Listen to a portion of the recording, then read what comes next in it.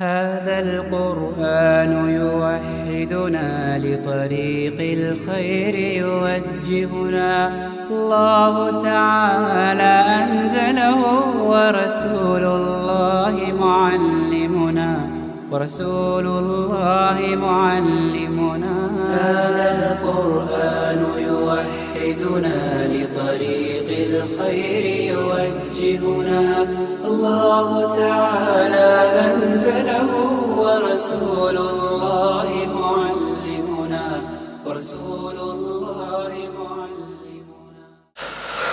السلام علیکم ورحمۃ اللہ وبرکاتہ۔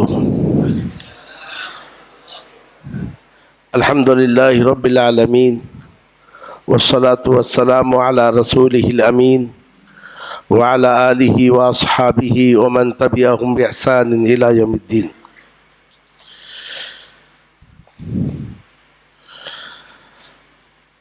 ذمہ داران جامعۃ المفلحات، اساتذہ کرام اور عزیز طلباء و طالبات، یہ اللہ رب العالمین کا شکر و احسان ہے کہ اس نے ہمیں آج کی اس مجلس میں توحید پر لکھی گئی کتابوں میں سے یا رسائل میں سے ایک اہم رسالے پر دورہ کی توفیق عطا کی ہے۔ اللہ رب العالمین سے میری دعا ہے کہ اللہ عز و جل ہماری نیتوں میں اخلاص پیدا کرے، اور جس مقصد کے لیے یہ کتاب لکھی گئی ہے اور جس سے ہر زمانے میں لوگوں نے فائدہ اٹھایا ہے، اللہ عز و جل ہمیں بھی اس کتاب سے مستفید ہونے کی توفیق عطا فرمائے، آمین رب العالمین۔ آج کی اس مجلس میں ہم جس کتاب کو یا جس رسالے کو پڑھنے جا رہے ہیں، اس کا نام ہے القواعد الاربع، 4 قواعد۔ القواعد یہ القاعدۃ کی جمع ہے۔ قاعدہ کسے کہتے ہیں؟ قاعدہ کہتے ہیں اس اصل کو جس سے بہت سارے فروع نکلیں، اس کو جو ہے قاعدہ کہتے ہیں۔ تو ہر علم میں قواعد ہوتے ہیں، اور ان قواعد پر بہت سارے مسائل بنتے ہیں اور بہت سارے فروع نکلتے ہیں۔ تو مؤلف رحمہ اللہ نے توحید اور شرک کے موضوع پر چند قواعد بتلائے ہیں کہ ان قواعد کی روشنی میں انسان توحید کو پہچان لے گا، توحید کی حقیقت سے آگاہ ہوگا، اور شرک کو پہچان لے گا اور شرک کی حقیقت سے آگاہ ہوگا۔ کتاب کی اہمیت کا اندازہ اس سے لگا سکتے ہیں کہ کتاب کا جو موضوع ہے، جیسا کہ ابھی آپ نے سنا، توحید اور شرک کی ضد، تو گویا یہ سارے موضوعات میں سب سے اہم موضوع ہے، اور ساری واجبات میں سب سے پہلا واجب ہے۔ تو گویا توحید کا موضوع سارے موضوعات میں سب سے اہم ہے، کیونکہ انسان پر جو چیزیں واجب ہیں یا جو چیزیں فرض ہیں، توحید ان میں سب سے پہلا واجب اور توحید ان میں سب سے پہلا فرض ہے۔ آگے ہم انشاءاللہ توحید کی اہمیت بھی ہم پڑھیں گے، اور توحید کی ضد شرک کی قباحت کو بھی ہم جاننے کی کوشش کریں گے۔ تو بہرحال موضوع کے لحاظ سے یہ کتاب انتہائی اہم کتاب ہے، بلکہ بعض اہل علم نے یہاں تک لکھا ہے کہ قرآن مجید سارا کا سارا توحید پر ہے۔ یعنی قرآن مجید کا جو موضوع ہے، یا قرآن مجید میں جتنی آیتیں ہیں، ساری کی ساری آیتیں توحید کے اطراف گھومتی ہیں، کیونکہ کتاب اللہ میں یا تو توحید کا ذکر کیا گیا ہے، یا اس کی ضد شرک کا ذکر کیا گیا ہے، یا پھر توحید کی فضیلت بیان کی گئی ہے اور شرک کی مذمت وارد ہے، یا پھر توحید پر عمل کرنے والوں کی فضیلت اہل توحید کی اور ان پر جو اللہ کی نعمتیں ہوں گی انہیں بیان کیا گیا ہے، یا جو توحید کی ضد شرک پر قائم ہے ان کے انجام بد سے آگاہ کیا گیا ہے، اور پھر توحید کے تقاضوں کا ذکر کیا گیا، حلال و حرام، یہ ساری کی ساری چیزیں یہ توحید کے تقاضے ہیں، اور اس طریقے سے شرک کے جو توحید کے جو منافی امور ہیں انہیں ذکر کیا گیا ہے۔ تو اس لحاظ سے دیکھا جائے القرآن کلہ حول التوحید، سارا کا سارا قرآن توحید کے اطراف گھومتا ہے۔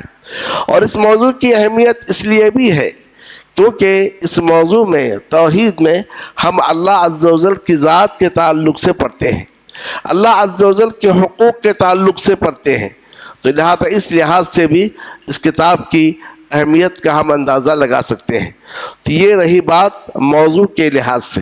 تو گویا موضوع کے لحاظ سے یہ کتاب بڑی ہی اہم کتاب ہے، اس لیے ہم دیکھتے ہیں ہر زمانے میں ہر دور میں اس کتاب کو پڑھایا گیا، حلقات میں اس کی جو ہے تدریس کی گئی، اور اس طریقے سے مساجد میں باقاعدہ اس کتاب کو پڑھایا جاتا رہا ہے، حتیٰ کہ توحید کے جو عقیدے کے نصاب میں بھی اس کتاب کو داخل کیا گیا ہے۔ اور جہاں تک مؤلف کی بات ہے، کبھی کسی کتاب کی اہمیت اس کے مؤلف کی حیثیت سے لگایا جاتا ہے کہ اس کے مؤلف کون ہیں، اور آپ سب جانتے ہیں اس کتاب کے جو مؤلف ہیں شیخ الاسلام الامام محمد ابن عبد الوہاب بن سلیمان التمیمی ہیں۔ شیخ الاسلام سے کون واقف نہیں ہے؟ شیخ الاسلام نے ایک ایسے دور میں جبکہ توحید کے نقوص مٹتے جا رہے تھے، شیخ الاسلام کے ذریعے سے اللہ عز و جل نے حقیقی توحید کو اجاگر کیا، اور شیخ الاسلام کے ذریعے سے اللہ عز و جل نے توحید کی شمع روشن کی، اور آج تک دنیا آپ کی کتابوں سے مستفید ہو رہی ہے۔ شیخ الاسلام کا نام محمد ہے، ان کے والد کا نام عبد الوہاب ہے، ان کے دادا کا نام سلیمان ہے، اور جس قبیلے سے شیخ الاسلام کا تعلق ہے اس قبیلے کو قبیلہ بنو تمیم کہا جاتا ہے۔ شیخ الاسلام کی ولادت شہر عینہ میں ہوئی اور وفات شہر درعیہ میں ہوئی۔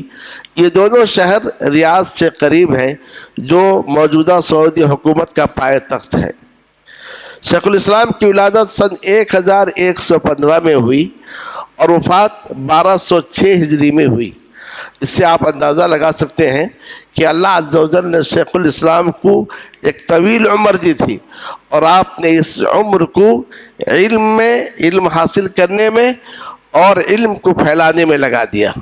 اور حدیث شریف میں ہے خیرکم من طال عمرہ وحسن عملہ، تمہیں کا بہتر انسان وہ ہے جس کی عمر لمبی ہو اور جس کا عمل اچھا ہو۔ تو اس طریقے سے شیخ الاسلام شہر عینہ میں پیدا ہوئے، مگر ایک ایسے گھر میں جو علمی گھرانہ تھا اور جو ہے دیندار گھرانہ تھا، دینی ماحول میں آپ کی پرورش ہوئی اور آپ کی تربیت ہوئی۔ اس کا اندازہ ہم اس سے لگا سکتے ہیں کہ شیخ الاسلام کے جو والد تھے عبد الوہاب اپنے دور کے قاضی تھے، اور قاضی بننا اتنا آسان نہیں ہے۔ قاضی کا مطلب یہ ہے کہ فقہ اور اصول فقہ، حدیث اور تفسیر، ان علوم میں مہارت کے بغیر کوئی شخص قضا کے منصب پر فائز نہیں ہو سکتا ہے۔ تو گویا شیخ الاسلام کے والد بہت بڑے عالم تھے، فقیہ تھے، اور اسی طریقے سے شیخ الاسلام کے جو چچا تھے یہ بھی اپنے دور کے بہت بڑے عالم اور فقیہ تھے، اور ان کے دادا بھی بہت بڑے عالم اور فقیہ تھے۔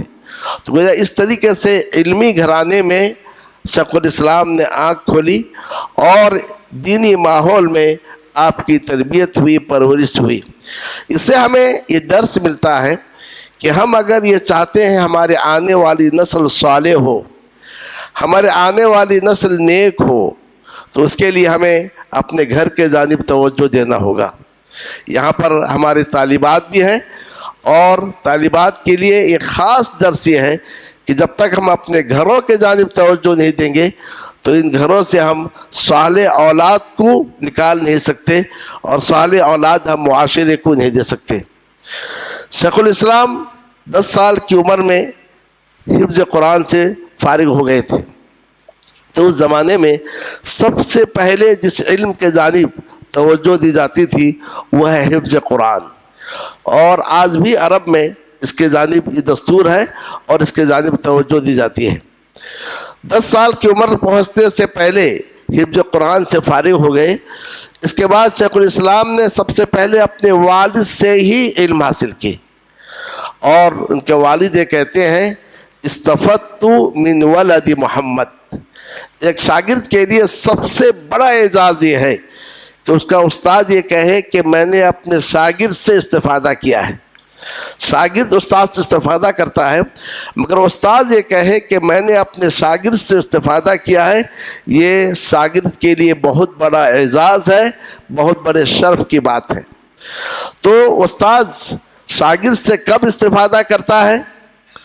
یہ اسی وقت ہوگا جب کہ شاگرد استاد سے مناقشہ کرے، شاگرد استاد سے مسائل میں رجوع کرے۔ لیکن آج کے ماحول میں ہم دیکھتے ہیں طلبہ خاموش بیٹھے رہتے ہیں، استاد بس اپنا کام پڑھاتا ہے اور چلا جاتا ہے۔ اس سے شاگرد یہ نہیں معلوم ہوتا کہ انہوں نے پورا حاصل کیا یا حاصل نہیں کیا۔ تو اسی لیے طلبہ کو چاہیے اساتذہ سے مناقشہ کریں، یہ علم حاصل کرنے کا بڑا اچھا ذریعہ ہے۔ لیکن مناقشہ کرنے سے پہلے یہ ضروری ہے کہ جو چیز پڑھائی جائے گی اس سے آپ پڑھ کر آئیں۔ اگر آپ پہلے سے پڑھ کر نہیں آئیں گے تو آپ کیا مناقشہ کریں گے؟ تو طلبہ کو چاہیے، طالبات کو چاہیے کہ کلاس میں آنے سے پہلے جو چیز پڑھائی جائے گی اس سے پڑھ کر آئیں۔ اس کا فائدہ یہ ہوتا ہے کچھ چیزیں تو آپ سیکھ لیتے ہیں پہلے ہی سے، کچھ چیزیں آپ کے پاس یہ ہیں کہ اس میں آپ متردد ہوتے ہیں، لیکن استاد کے سامنے بیٹھنے کے بعد آپ اپنے اشکالات کو حل کرتے ہیں، اور اس طریقے سے استاد سے سوال اور مناقشہ کریں گے، اس سے اس کے علم میں اضافہ ہوگا اور استاد اور زیادہ مطالعہ کر کے آپ کے پاس آئے گا۔ تو شیخ الاسلام کے والد کہتے ہیں کہ میں نے اپنے بیٹے محمد سے خوب استفادہ کیا، احکام اور معاملات کے سلسلے میں نے ان سے استفادہ کیا۔ اپنے والد سے، اپنے چچا سے اور اپنے بستی کے علماء سے استفادہ کے بعد شیخ الاسلام مکہ پہنچے، پھر وہاں سے مدینہ طیبہ کا آپ نے رخ کیا، اور یہاں کے علماء سے آپ نے استفادہ کیا، اور اس طریقے سے آپ کے فکر میں جو تبدیلی آئی، در حقیقت مدینہ طیبہ کے جو اساتذہ تھے ان سے، ان میں خاص طور سے جس استاذ کا ذکر آتا ہے وہ محمد حیات السندھی۔ اس کے بعد بصرہ گئے، احسا بھی گئے، وہاں بھی علوم حاصل کیے، لیکن احسا میں قیام کے دوران شیخ الاسلام نے دیکھا کہ وہ باتیں جو وہ قرآن اور حدیث میں پڑھتے ہیں ماحول اس کے خلاف ہے، اور اس طریقے سے شرک کے بے شمار مظاہر بصرہ میں پائے جاتے ہیں۔ یہی سے شیخ الاسلام نے اپنی دعوت کا آغاز کیا، انکار کیا، تو لوگ آپ کے مخالف ہو گئے، اور ایک حقیقت ہے جب آپ توحید پر گفتگو کریں گے تو لوگ آپ کے مخالف ہوں گے۔ تو گویا اس طریقے سے جب مخالفت شروع ہو گئی تو پھر آپ وہاں سے پھر جو ہے اپنے وطن کی جانب لوٹے۔ بعض تاریخ نگاروں نے لکھا ہے کہ شام کے جانب جانے کا ارادہ کیا تھا، مگر کوئی ایسا واقعہ پیش آ گیا جس کی وجہ سے جا نہ سکے۔ تو الغرض آپ کے والد جہاں قاضی تھے وہاں آپ کچھ دن رہے، تو والد کے انتقال کے بعد اپنے شہر وعینہ کو واپس آئے، مگر یہاں آپ نے دعوت شروع کی، اور اس دعوت کی آواز احسا تک پہنچی۔ احسا کے گورنر نے وعینہ کے حاکم سے کہا کہ آپ اس کو اپنے شہر میں مت رکھو، ورنہ تمہارے تعلقات خراب ہو جائیں گے۔ شیخ الاسلام نے وعینہ کے حاکم کو سمجھایا یہ اللہ کا دین ہے، یہ توحید ہے، اللہ کی مدد تمہارے ساتھ ہوگی، مگر انہوں نے نہیں سمجھا۔ آخر شیخ الاسلام وعینہ کو چھوڑ کر درعیہ کی جانب نکلے۔ کہتے ہیں تنہا نکلے، صبح نکلے تھے، پہنچتے پہنچتے شام ہو گئی، صرف آپ کے ہاتھ میں ایک پنکھا تھا، گرمی کا موسم تھا، پنکھا جھلتے ہوئے شیخ الاسلام درعیہ شہر پہنچے۔ درعیہ شہر پہنچنے کے بعد شیخ الاسلام جس گھر میں ٹھہرے تھے وہاں کے لوگوں کو بھی تشویش ہوئی، گھر والے بھی پریشان ہو گئے کہ شیخ الاسلام ہمارے یہاں ٹھہرنے کی وجہ سے کہیں ہمیں مخالفت کا سامنا نہ ہو، تو شیخ الاسلام نے گھر والوں کو سمجھایا کہ میں جو چیز پیش کر رہا ہوں، جس کے جانب دعوت دے رہا ہوں، یہ اللہ کا دین ہے، یہ توحید ہے، جسے لے کر سارے کے سارے انبیاء اور رسول آئے۔ اور اس دوران کچھ لوگوں نے کوشش کی کہ درعیہ کے حاکم جو محمد، ان کا نام محمد ابن سعود تھا، ان سے رابطہ کیا جائے۔ ہوا یہ کہ محمد ابن سعود کے جو بھائی تھے وہ بھی شیخ سے متاثر ہوئے، اور محمد ابن سعود کی جو اہلیہ تھی وہ بھی شیخ سے متاثر ہوئی۔ تو محمد ابن سعود کی اہلیہ نے اپنے شوہر سے کہا کہ اللہ عز و جل نے ایک غنیمت کو آپ کے جانب بھیجا ہے، آپ کی محنت کے بغیر، آپ کی کوشش کے بغیر علم کا ایک سمندر آپ کے پاس آیا ہوا ہے، اسے اپنے یہاں سے جانے مت دو۔ تو بیوی کی بات کا اثر شوہر پر ہوتا ہی ہے، تو اس سے شوہر متاثر ہوئے اور چاہے کہ شیخ الاسلام کو اپنی مجلس میں بلائیں، مگر ان کے بھائیوں نے کہا کہ آپ انہیں مت بلائیے، آپ خود جائیے، تو اس کا اثر دوسروں پر ہوگا اور اس سے علم کی تعظیم اور علم کی تکریم ہوگی۔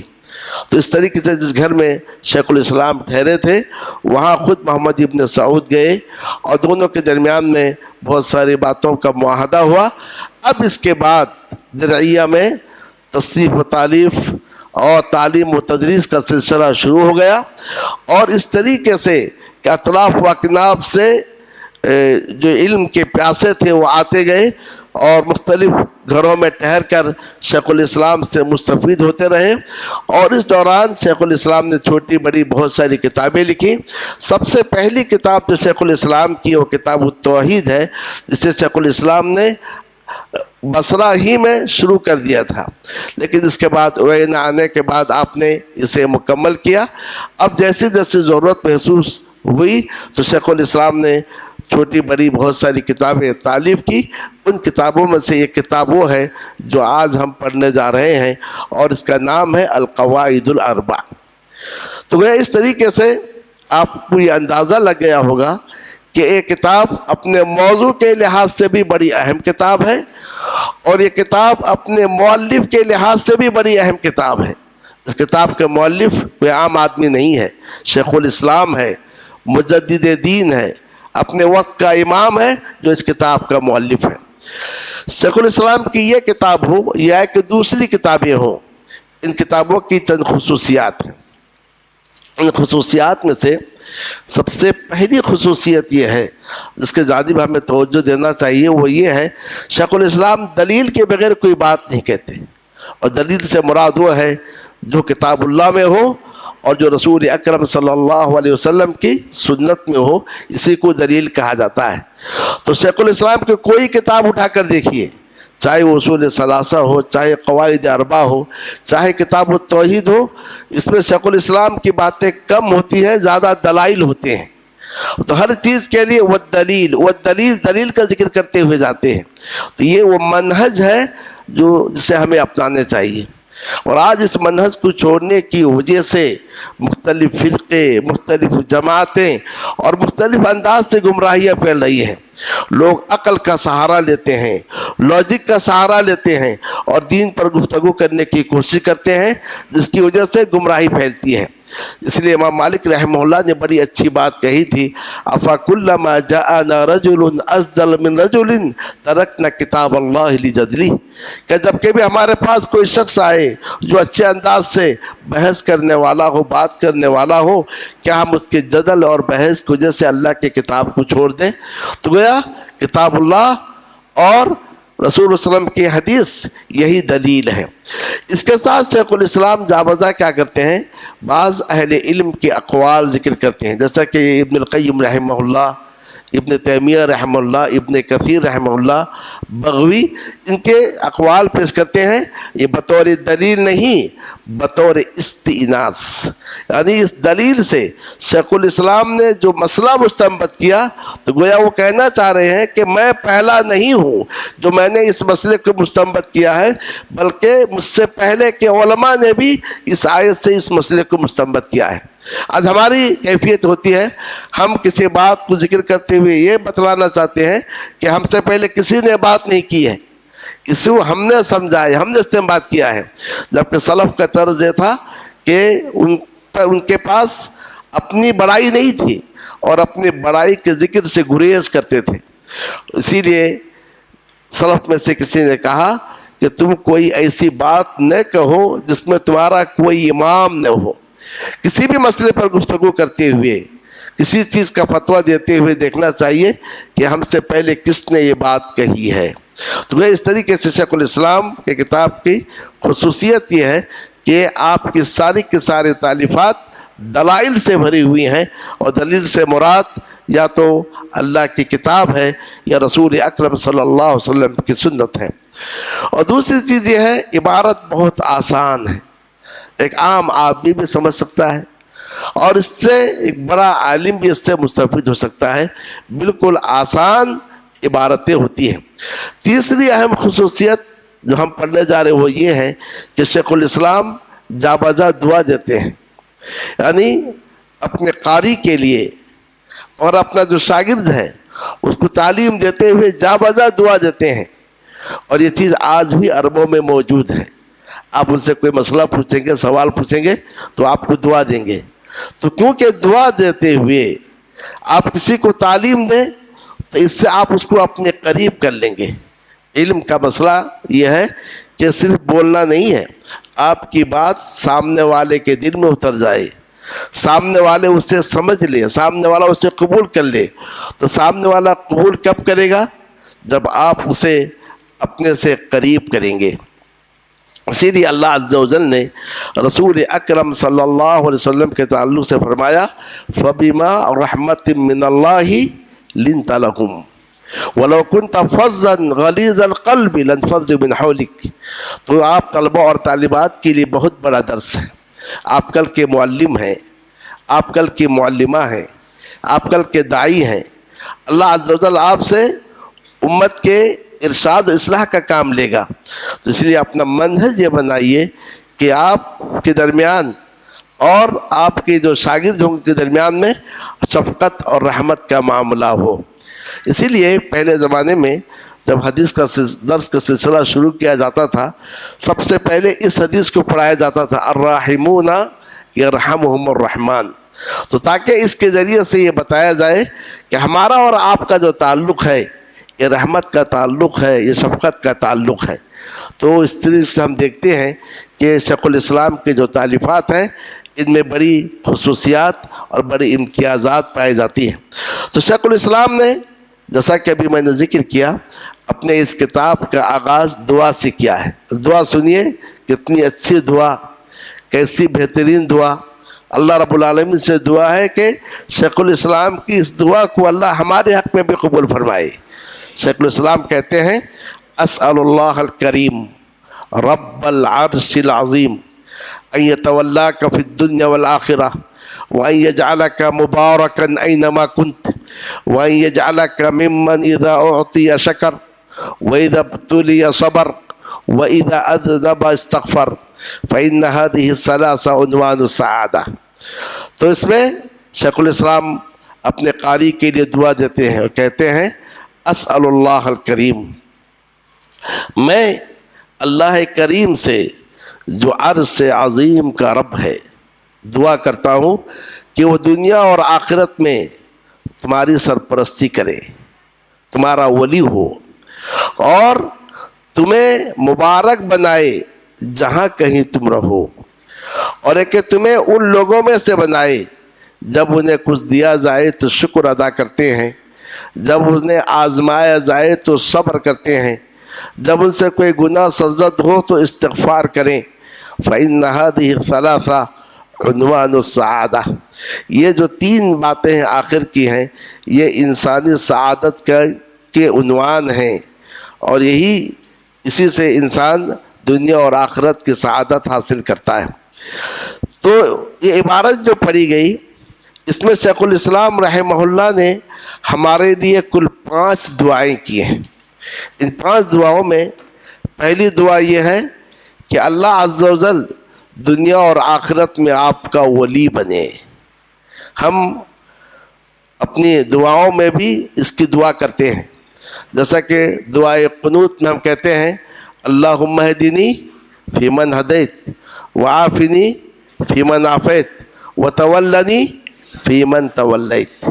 تو دنیا اور آخرت میں اللہ ہمارا ولی بن جائے، اللہ تعالی ہمارا سرپرست ہو، تو یہ بہت بڑی بہت عظیم دعا ہے.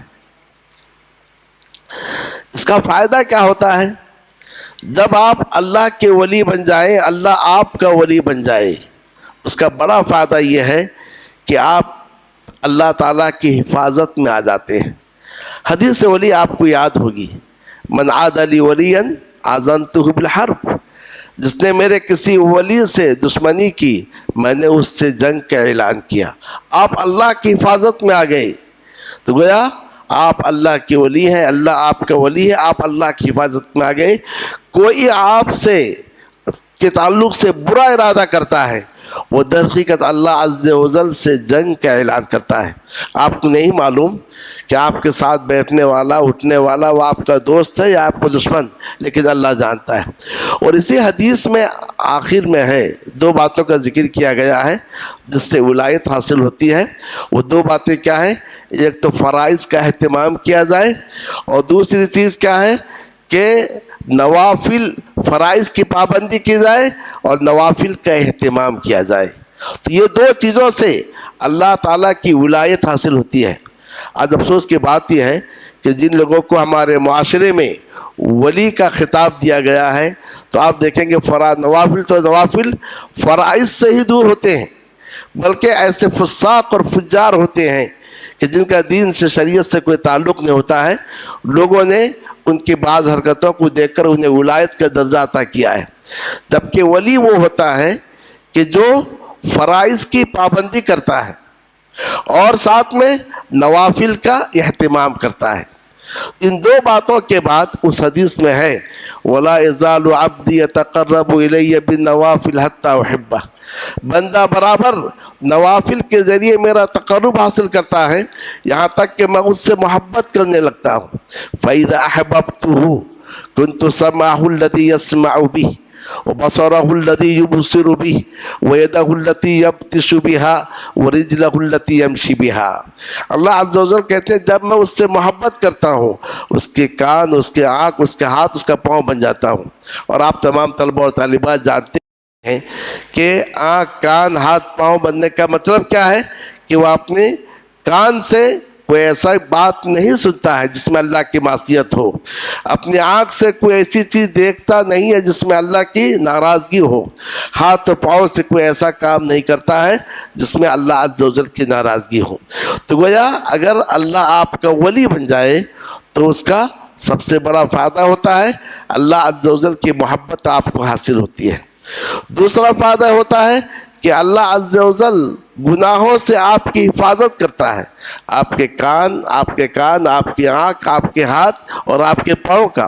اور تیسرا فائدہ یہ ہوتا ہے جب آپ اللہ تعالیٰ کی ولایت میں آ جائیں، تیسرا فائدہ ہوتا ہے کہ آپ مستجاب الدعوات ہو جاتے ہیں.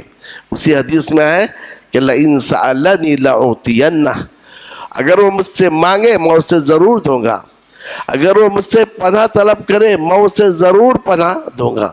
تو گئے اس طریقے سے یہ سارے کے سارے اس کے فائدے ہیں. اس کے فائدے ہیں کہ اللہ آپ کا ولی بن جائے. ہمیشہ اس کو دعا کرنی چاہیے کہ اللہ ہمارا ولی ہو، اللہ عز و جل ہمارا سرپرست ہو. تو اس کے لیے جن 2 باتوں کا اس حدیث میں ذکر کیا گیا، فرائض کی پابندی اور نوافل کا اہتمام. اور قرآن مجید کی دوسری آیتوں میں سے یہ بات معلوم ہوتی ہے اس کے لیے بنیادی شرط ہے ایمان. اللہ ولی الذین آمنوا، اللہ مومنوں کا ولی ہے. ایمان کے بغیر ولایت کا تصور نہیں کر سکتے. اور دوسرے کہ اللہ تعالیٰ نے فرمایا واللہ ولی المتقین، اللہ متقیوں کا ولی ہے. تقوی کا مطلب کیا ہے؟ تقوی وقایت سے ماخوذ ہے، جس کا معنی بچنا. کوئی کام کرتے ہوئے، کوئی بات کہتے ہوئے آپ اس چیز کو سامنے رکھیں کہ آپ اللہ کی ناراضگی سے بچتے ہوئے وہ کام کریں، چاہے اس کا تعلق آپ کی پڑھائی سے ہو، آپ کے معاملات سے ہو، چاہے اس کا تعلق کاروبار سے ہو، بیع و شراء سے ہو، ہر چیز میں اس کو سامنے رکھنا چاہیے۔ تو تقویٰ سے ولایت حاصل ہوتی ہے، ایمان سے ولایت حاصل ہوتی ہے، اور اسی طریقے سے نیک عمل سے اللہ عز و جل کی ولایت حاصل ہوتی ہے۔ ان ولی اللہ الذی نزل الکتاب وہو یتولی الصالحین، اللہ عز و جل صالحین کی سرپرستی کرتا ہے۔ تو گویا مؤلف رحمہ اللہ نے سب سے پہلے ہمیں اس بات کی دعا دی کہ ایتولاک فی الدنیا والآخرہ، اللہ تعالیٰ دنیا اور آخرت میں آپ کا ولی بن جائے، آپ کا سرپرست بن جائے۔ ہمیں یہ بات معلوم ہوئی کہ ولایت کیسے حاصل ہوگی، اور جب ولایت حاصل ہو جائے تو اس کے کون سے فوائد ہیں، یہ ساری باتوں کا علم ہوا۔ وَأَن يَجْعَلَكَ مُبَارَكًا أَيْنَمَا كُنْتَ، اور ایک اللہ آپ کو مبارک بنائے جہاں بھی آپ رہیں، جہاں رہیں، جس جگہ میں بھی رہیں اور جس زمانے میں بھی رہیں۔ تو گیا مکان اور زمان دونوں کے لیے کہا گیا اللہ آپ کو مبارک بنائے۔ اللہ آپ کو مبارک بنائے کیوں؟ اس لیے کہ برکت اللہ کے ہاتھ میں ہے۔ تبارک الذی بیدہ الملک، بابرکت ہے وہ ذات جس کے ہاتھ میں بادشاہت ہے۔ تو گویا برکت اللہ کے ہاتھ میں ہے، اور اللہ عز و جل جہاں چاہے برکت رکھ دے۔ تو گویا اس سے بات معلوم ہوئی کہ ہمیں یہ معلوم کرنے کے لیے کہ یہ چیز مبارک ہے، یہ مبارک نہیں ہے، نصوص کو دیکھنا پڑے گا، کہ نصوص کی روشنی میں ہی ہم کہیں گے یہ مبارک ہے یا مبارک نہیں ہے۔ جیسے کہ قرآن مجید کے تعلق سے اللہ تعالیٰ نے فرمایا کہ یہ مبارک ہے، ھذا کتاب انزلناہ مبارک، قرآن مجید مبارک ہے۔ اور اسی طریقے سے بیت اللہ کے تعلق سے اللہ تعالیٰ نے فرمایا کہ مبارک ہے، ان اول بیت وضع للناس للذی ببکۃ مبارک وہدی للعالمین۔ تو اس طریقے سے اللہ عز و جل نے بہت سے کھانے کی چیزوں میں برکت رکھ دی ہے، جیسے کہ عجوا کھجور ہے، بہت سے پینے کی چیزوں میں برکت رکھ دی ہے، جیسے کہ زمزم کا پانی ہے، اور بہت سارے جگہوں میں اللہ نے برکت رکھ دی ہے، جیسے کہ مکہ ہے، حرم مکی ہے، حرم مدنی ہے، اور اس طریقے سے شام کے شہر کے تعلق سے ہے سبحان الذی اسری بعبدہ لیلا من المسجد الحرام من المسجد الاقصی الذی بارکنا حولہ۔ تو اللہ عز و جل جہاں چاہے برکت رکھ دے۔ تو گویا نصوص کی روشنی میں ہم فیصلہ کریں گے کہ یہاں برکت ہے یا ایک برکت نہیں ہے، کیونکہ برکت اللہ کے ہاتھ میں ہے۔ افسوس کی بات یہ ہے کہ آج لوگوں نے اپنے زعم میں، چونکہ موضوع توحید پر ہے، اپنے زعم میں کہ فلاں شہر میں فلاں ولی یا فلاں نیک آدمی مدفون ہے، اب اس شہر کے ساتھ ٹائٹل لگاتے ہیں شریف۔ ہندوستان میں آپ دیکھیں گے مختلف شہروں کے ساتھ شریف کا لاحقہ ہے۔ تو گویا کہنے کا مقصد یہ ہے کہ یہ شہر مبارک شہر ہے کیونکہ یہاں فلاں مدفون ہے۔ سوال یہ ہے کہ یہ شہر مبارک ہے، اس کے لیے دلیل کیا ہے؟ جبکہ دلیل کے بغیر ہم نہیں کہہ سکتے کہ یہ مبارک ہے، یہ مبارک نہیں ہے۔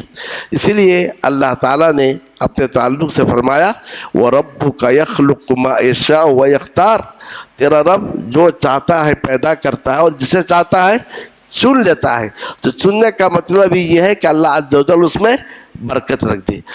تو یہاں مؤلف رحمہ اللہ نے دعا کی کہ اللہ آپ کو مبارک بنائے جہاں کہیں آپ ہو، جیسا کہ اللہ تعالیٰ نے عیسیٰ علیہ السلام کے بارے میں کہا کہ عیسیٰ علیہ السلام نے اپنے بارے میں کہا وَجَعَلَنِي مُبَارَكًا، اللہ نے مجھے مبارک بنایا ہے۔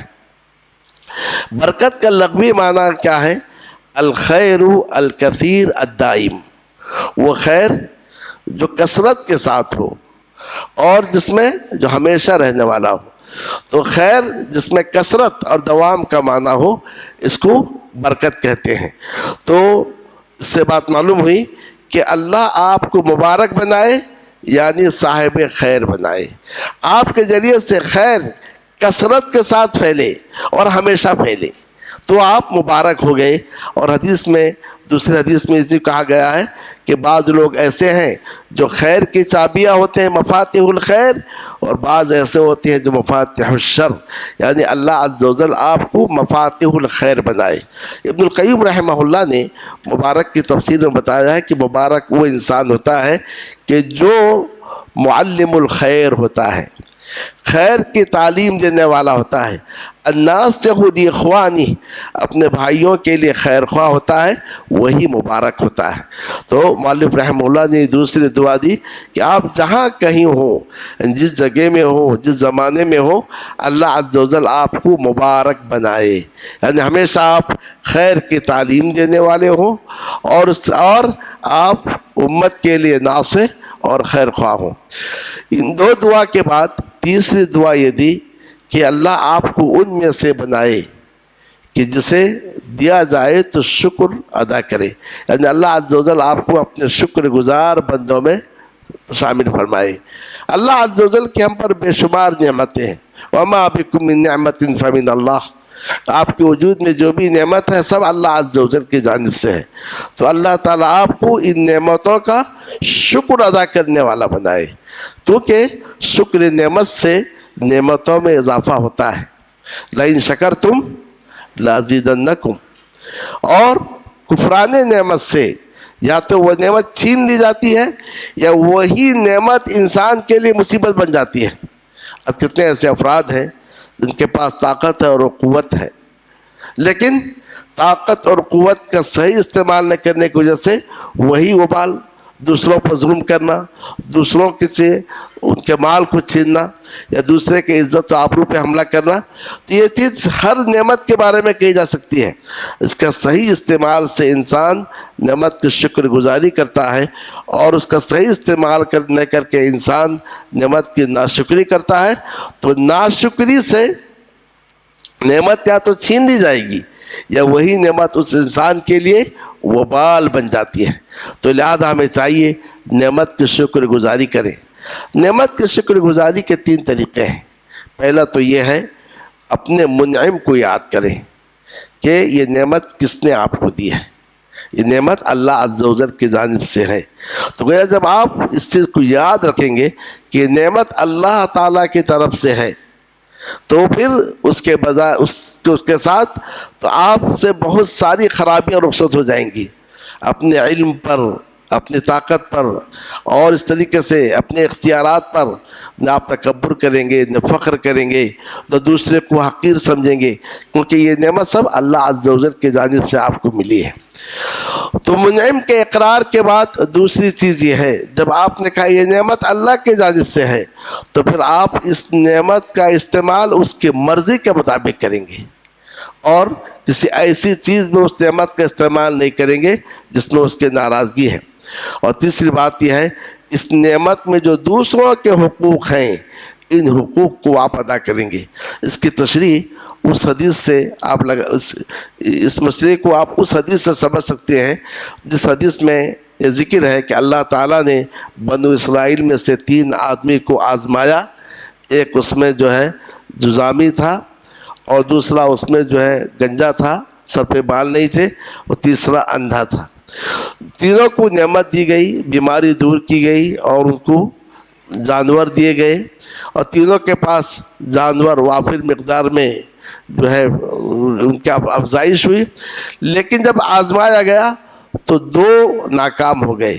انہوں نے کہا ہمیں یہ چیز انما ورثتہ کابرا عن کابر، منعم کا انکار کیا، اور لیکن تیسرے شخص نے کہا کہ میں فقیر تھا، اللہ نے مجھے دولت دی، میں اندھا تھا، اللہ نے مجھے بینائی عطا کی، اور کہا تم جس قدر ضرورت ہے بکریاں لے جاؤ، میرے دل میں کسی قسم کی جو ہے کوئی ناراضگی پیدا نہیں ہوگی۔ تو تیسرے شخص نے جب نعمت کی قدر کی، منعم کا اقرار کیا، تو اس کے نتیجے میں فرشتے نے کیا دعا کی کہ تم اپنی بکری اپنے پاس رکھو، اللہ تمہاری بکریوں میں اور برکت دے۔ تو لہذا یہ پہلی بات یہ ہے کہ ہمیں چاہیے کہ ہمیشہ جو ہے ہم اللہ تعالیٰ کی نعمتوں کا شکر ادا کریں۔ دوسری چیز یہ ہے وَإِذَا ابْتُلِيَ صَبَرَ، جب اسے آزمایا جائے تو صبر کرے. یعنی مولوی رحمہ اللہ دعا دیتے ہیں کہ ہم اللہ تعالیٰ کے شکر گزار بندوں میں بھی رہیں اور اللہ تعالیٰ کے صابر بندوں میں رہیں، صبر کرنے والوں بندے میں رہیں. انسان دنیا میں دو حالتوں میں رہتا ہے، یا تو اس پر اللہ کی نعمت ہوتی ہے، خوشحالی ہوتی ہے، یا پھر ہے کہ اسے آزمایا جاتا ہے. تو لہذا جب خوشحالی ہو تو آپ شکر گزار بندے بنے، اور جب آزمایا جائے تو آپ کیا کریں؟ صابر بندے بنے، صبر کرنے والے بنے. اور یہ دو چیزوں کے تعلق سے حدیث میں ہے مومن کے علاوہ کسی اور کو یہ دو چیزیں حاصل نہیں ہیں. عجبا لامر المؤمن، مومن کے معاملے کے لیے تعجب ہے. کہ تعجب کیوں ہے؟ کہ اذا اصابتہ سراء شکر، جب اسے خوشی پہنچتی ہے تو شکر ادا کرتا ہے، فکان خیر اللہ، اس میں اس کے لیے خیر ہے. وَإِذَا أَصَابَتْهُ ضَرَّاءُ صَبَرَ فَكَانَ خَيْرَ اللَّهِ، اور جب اسے تکلیف پہنچتی ہے تو صبر کرتا ہے، اس میں اس کے لیے خیر ہے. اور پھر اسی حدیث میں ہے وَلَيْسَ ذَلِكَ إِلَّا لِلْمُؤْمِنِ، یہ چیز صرف مومن کو حاصل ہے. تو گویا زندگی میں دو چیزیں ہوتی ہیں، یا تو آپ کو نعمت ملے یا تو آپ سے نعمت چھین جائے، یا تو آپ کو خوشی ملے یا کہ آپ کو تکلیف ہو. تو ان دونوں حالتوں میں جینے کا طریقہ یہ ہے کہ شکر اور صبر کو اپنائیں. شکر کیسے ادا کیا جائے وہ ہم جان لیے. اور جہاں تک صبر کی بات ہے تو صبر کا مطلب یہ ہے کہ صبر تکلیفوں میں، ابتلاء اور آزمائش میں صبر کا مطلب یہ ہے کہ آپ اپنے دل پر کنٹرول کریں. صبر کا معنی ہے حبس النفس، اپنے دل پہ کنٹرول کریں. یعنی اللہ عز و جل کے تعلق سے کوئی بدگمانی اپنے دل میں پیدا نہ کریں، حسن ظن رکھیں، اور اس طریقے سے زبان سے کوئی ایسی بات نہ کہیں جس سے اللہ ناراض ہو، اعضاء اور جوارح سے کوئی ایسا کام نہ کریں جس میں اللہ کی معصیت ہو. نبی اکرم صلی اللہ علیہ وسلم کے فرزند ابراہیم کا جب انتقال ہوا، آپ صلی اللہ علیہ وسلم کی آنکھوں سے آنسو روا تھے. پوچھنے والے نے جب پوچھا تو آپ صلی اللہ علیہ وسلم نے کہا العین تدمع والقلب یحزن، آنکھ آنسو بہا رہی ہے، دل غمزدہ ہے، لیکن ہم وہی کہیں گے جو ہمارے رب کو راضی کرتے. کوئی ایسی بات نہیں کہیں گے جس سے ہمارا رب ناراض ہو. وَإِنَّ رَبِّكَ يَا إِبْرَاهِيمُ لَمَحْزُونٌ. تو گویا صبر کا ان تین چیزوں سے تعلق ہے کہ دل سے اللہ عز و جل سے بدگمانی، دل میں اللہ عز و جل سے بدگمانی پیدا نہ کریں، اور زبان سے کوئی ایسی بات نہ کہیں جس سے اللہ تعالیٰ ناراض ہو، اور اعضاء اور جوارح کے ساتھ آپ کوئی ایسا کام نہ کریں جیسا کہ حدیث میں ہے کہ لیس منا من لطم الخدود وشق الجیوب ودعا بدعوى الجاہلیہ. تو عام طور سے انسان آزمائشوں کے موقع پر ایسی حرکتیں کرتا ہے، اور آپ آئے دن اخبارات میں دیکھتے ہوں گے کہ کاروبار میں دیوالیہ ہو گیا، یا کہ گھروں میں کچھ پریشانیاں بڑھ گئیں. کتنی عورتیں ہیں جو خودکشی کر لیتی ہیں، اور کتنے ایسے تجار ہیں جو خودکشی کر لیتے ہیں. تو لہذا انسان ایسے موقع پر صبر کرتا ہے. تو شکر اور صبر کے ساتھ تیسری چیز یہ ہے وَإِذَا أَذْنَبَ اسْتَغْفَرَ، اور جب اس سے کوئی گناہ سرزد ہو تو اللہ عز و جل سے معافی طلب کرتا ہے، استغفار کرتا ہے. تو گویا انسان کل بنی آدم خطا، انسان سے خطائیں سرزد ہوتی رہتی ہیں. تو خطاؤں کی وجہ سے انسان کا وجود، انسان کا نفس گدلا ہو جاتا ہے. لیکن جب انسان توبہ اور استغفار کرتا ہے تو یہ گناہ اس کے وجود سے دھل جاتے ہیں. تو گویا اس طریقے سے استغفار کرتے رہنے کی وجہ سے تو کیا ہوتا ہے، انسان کا وجود پاک و صاف رہتا ہے.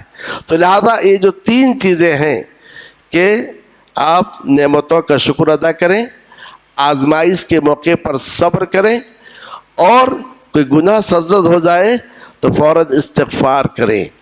کیونکہ حدیث میں ہے کہ کیونکہ ایک اثر ہے کہ کوئی بھی مصیبت جو نازل ہوتی ہے گناہ کی وجہ سے، اور وہ مصیبت جو دور ہو جاتی ہے تو کس کی وجہ سے؟ استغفار کی وجہ سے. اور التائب من الذنب کمن لا ذنب لہ، جس نے گناہ سے توبہ کیا گویا اس نے گناہ نہیں کیا۔ تو یہ جو تین چیزیں ہیں، ان تین چیزوں کے تعلق سے مؤلف رحمہ اللہ کہتے ہیں کہ یہ تین چیزیں عنوان السعادہ، سعادت کے عنوان ہیں، یعنی یہ وہ تین چیزیں ہیں جس سے انسان کو دنیا میں سعادت اور خوشی حاصل ہوتی ہے۔ تو الغرض مؤلف رحمہ اللہ نے کتاب کے آغاز میں ہمیں یہ 5 دعائیں دی ہیں۔ اللہ رب العالمین سے دعا ہے کہ اللہ عز و جل ہمیں اس دعا کے مستحق ٹھہرائے، آمین رب العالمین۔ اب اس کے بعد مؤلف رحمہ اللہ کتاب کے آغاز سے پہلے ایک مقدمہ لکھ رہے ہیں، یعنی کسی بھی کتاب سے پہلے مؤلف اس کتاب کے موضوع پر یا اس کی اہمیت پر کچھ لکھتا ہے۔